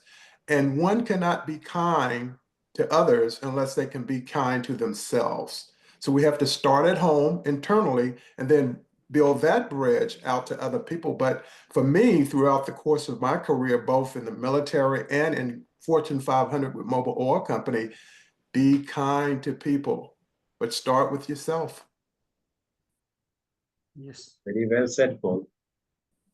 Because it's very much needed in this real world where it's totally changing each and every day. Kindness and being ready for the situations, accepting everyone like who they are. It's amazing. May I, Thank you, Paul. Arafat?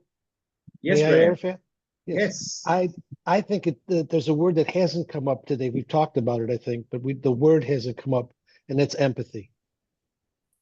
That's really understanding that the people that, and this is what I believe is lacking in both leadership between leaders and their teams and in this chaotic world, is that we forget how the other feels, and that the other, just because they disagree with us, A, aren't necessarily wrong, but B, they certainly aren't our enemy. And too much time, whether it's in the workplace, on a team, or for leaders, or around our dinner table on the holidays, we forget that. And I think, you know, and that's a big portion for leaders, but it's also a big portion for all of us. Thank you. Thank you. Brian, for adding that. Great point. Empathy. And more regarding this topic will be coming tomorrow also regarding this, our leadership, empathetic leadership, and every point is coming. More topics, more great coaches are coming to share those value points. So is there any other further question? Alessandro? Yes, please. You are on mute.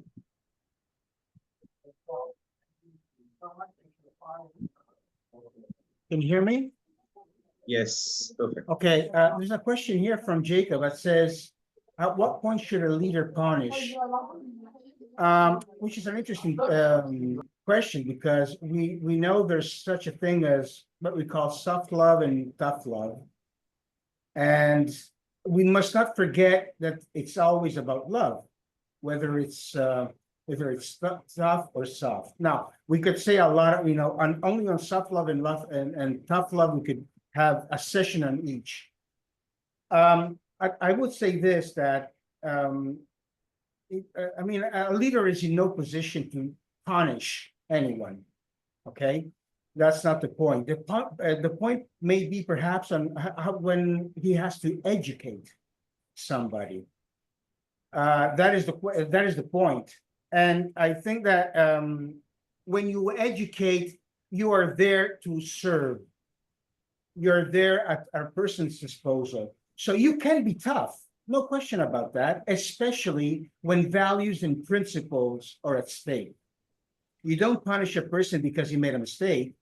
You punish a person because he has breached, and that's also what we'll be talking about tomorrow. When he breaches principles, laws of nature, you may call it the way you want, but when this context that you're living in, that has norms, that has laws, which are just as important as our human laws, perhaps even more important, then I think that he is allowed to educate that person, to reprimand him for that.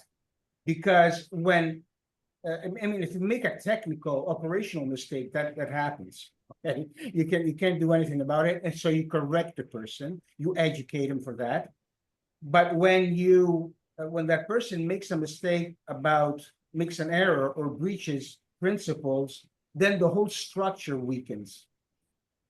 And therefore, he must be aware that if this should go on, it can damage not only himself, not only the other person, but the whole structure itself.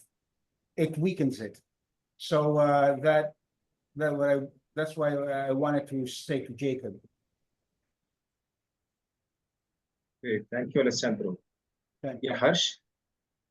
Yeah, I want to respond to a question by Manish Verma. And the question says, how do I manage difficult emotions in a workplace setting? And although the question is not very specific, I think this could be either about managing my own emotions at workplace, or is it about my managing someone else's difficult emotions at workplace, maybe, for example, in my team. But for both the situations, my answer is there are 2 points. First, listen. Listen to your own emotions and listen to the other person's emotions. Listen to what is being said and listen to what is not being said. Why am I feeling this way? How is this feeling? How is this emotion serving me? Why is this important to me or to the other person? Once that clarity is there, I think the confidence, we need to keep a confidence and say, I'm here in this situation today because I can handle it. And the third thing I would say is that, and this is what I do to myself many a times, I'm not sure if many of us will understand, but there's a movie in India which is called Three Idiots. And one of the lead characters, whenever he is tense, he says, all is well, all is well. He's telling his heart, all is well. That's a movie by Aamir Khan, by the way, one of the successful actors in Bollywood. And I think the whole point is about, have confidence. What's the worst that can happen? If I'm prepared for the worst scenario, I can prepare myself or my team member, the other person, for handling it. So I can preempt it and I can handle it very well. But the first thing which is most important is to listen to that emotion. What is happening to me and why is this important to me? I think that is where we get all the answers. Thank you, Harsh. Sandra?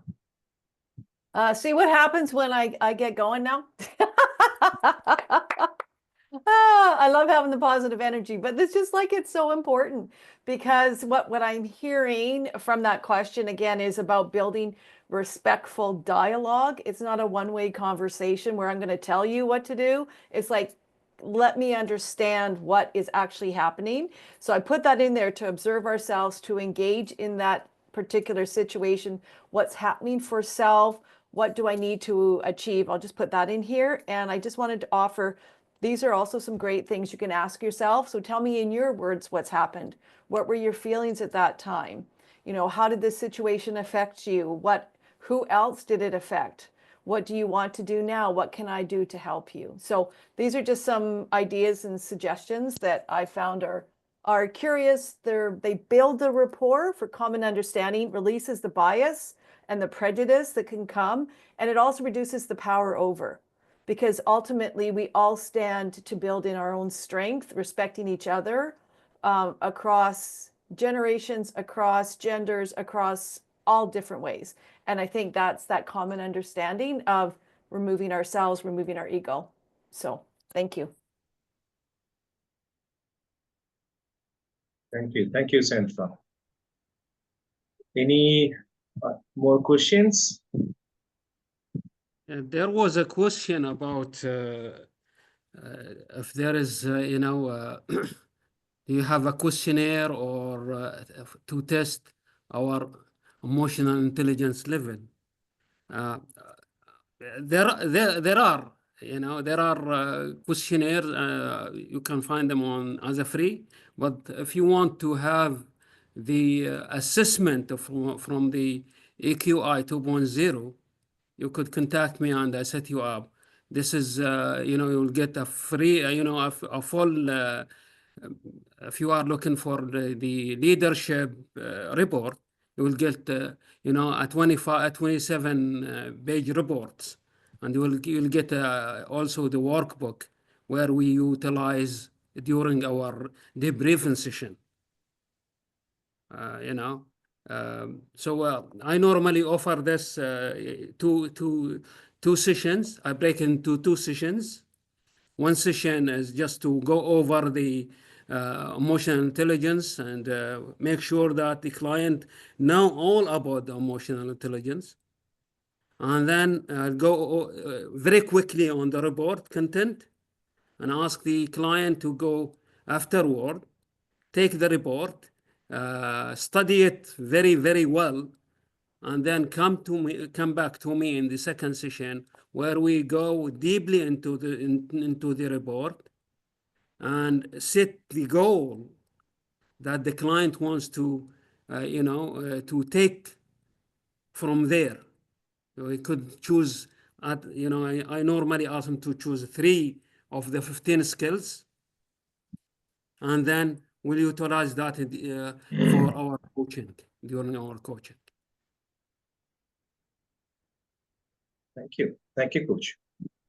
So I just can't see any further questions. So before winding up for today, let me share a few more, just 2 more things.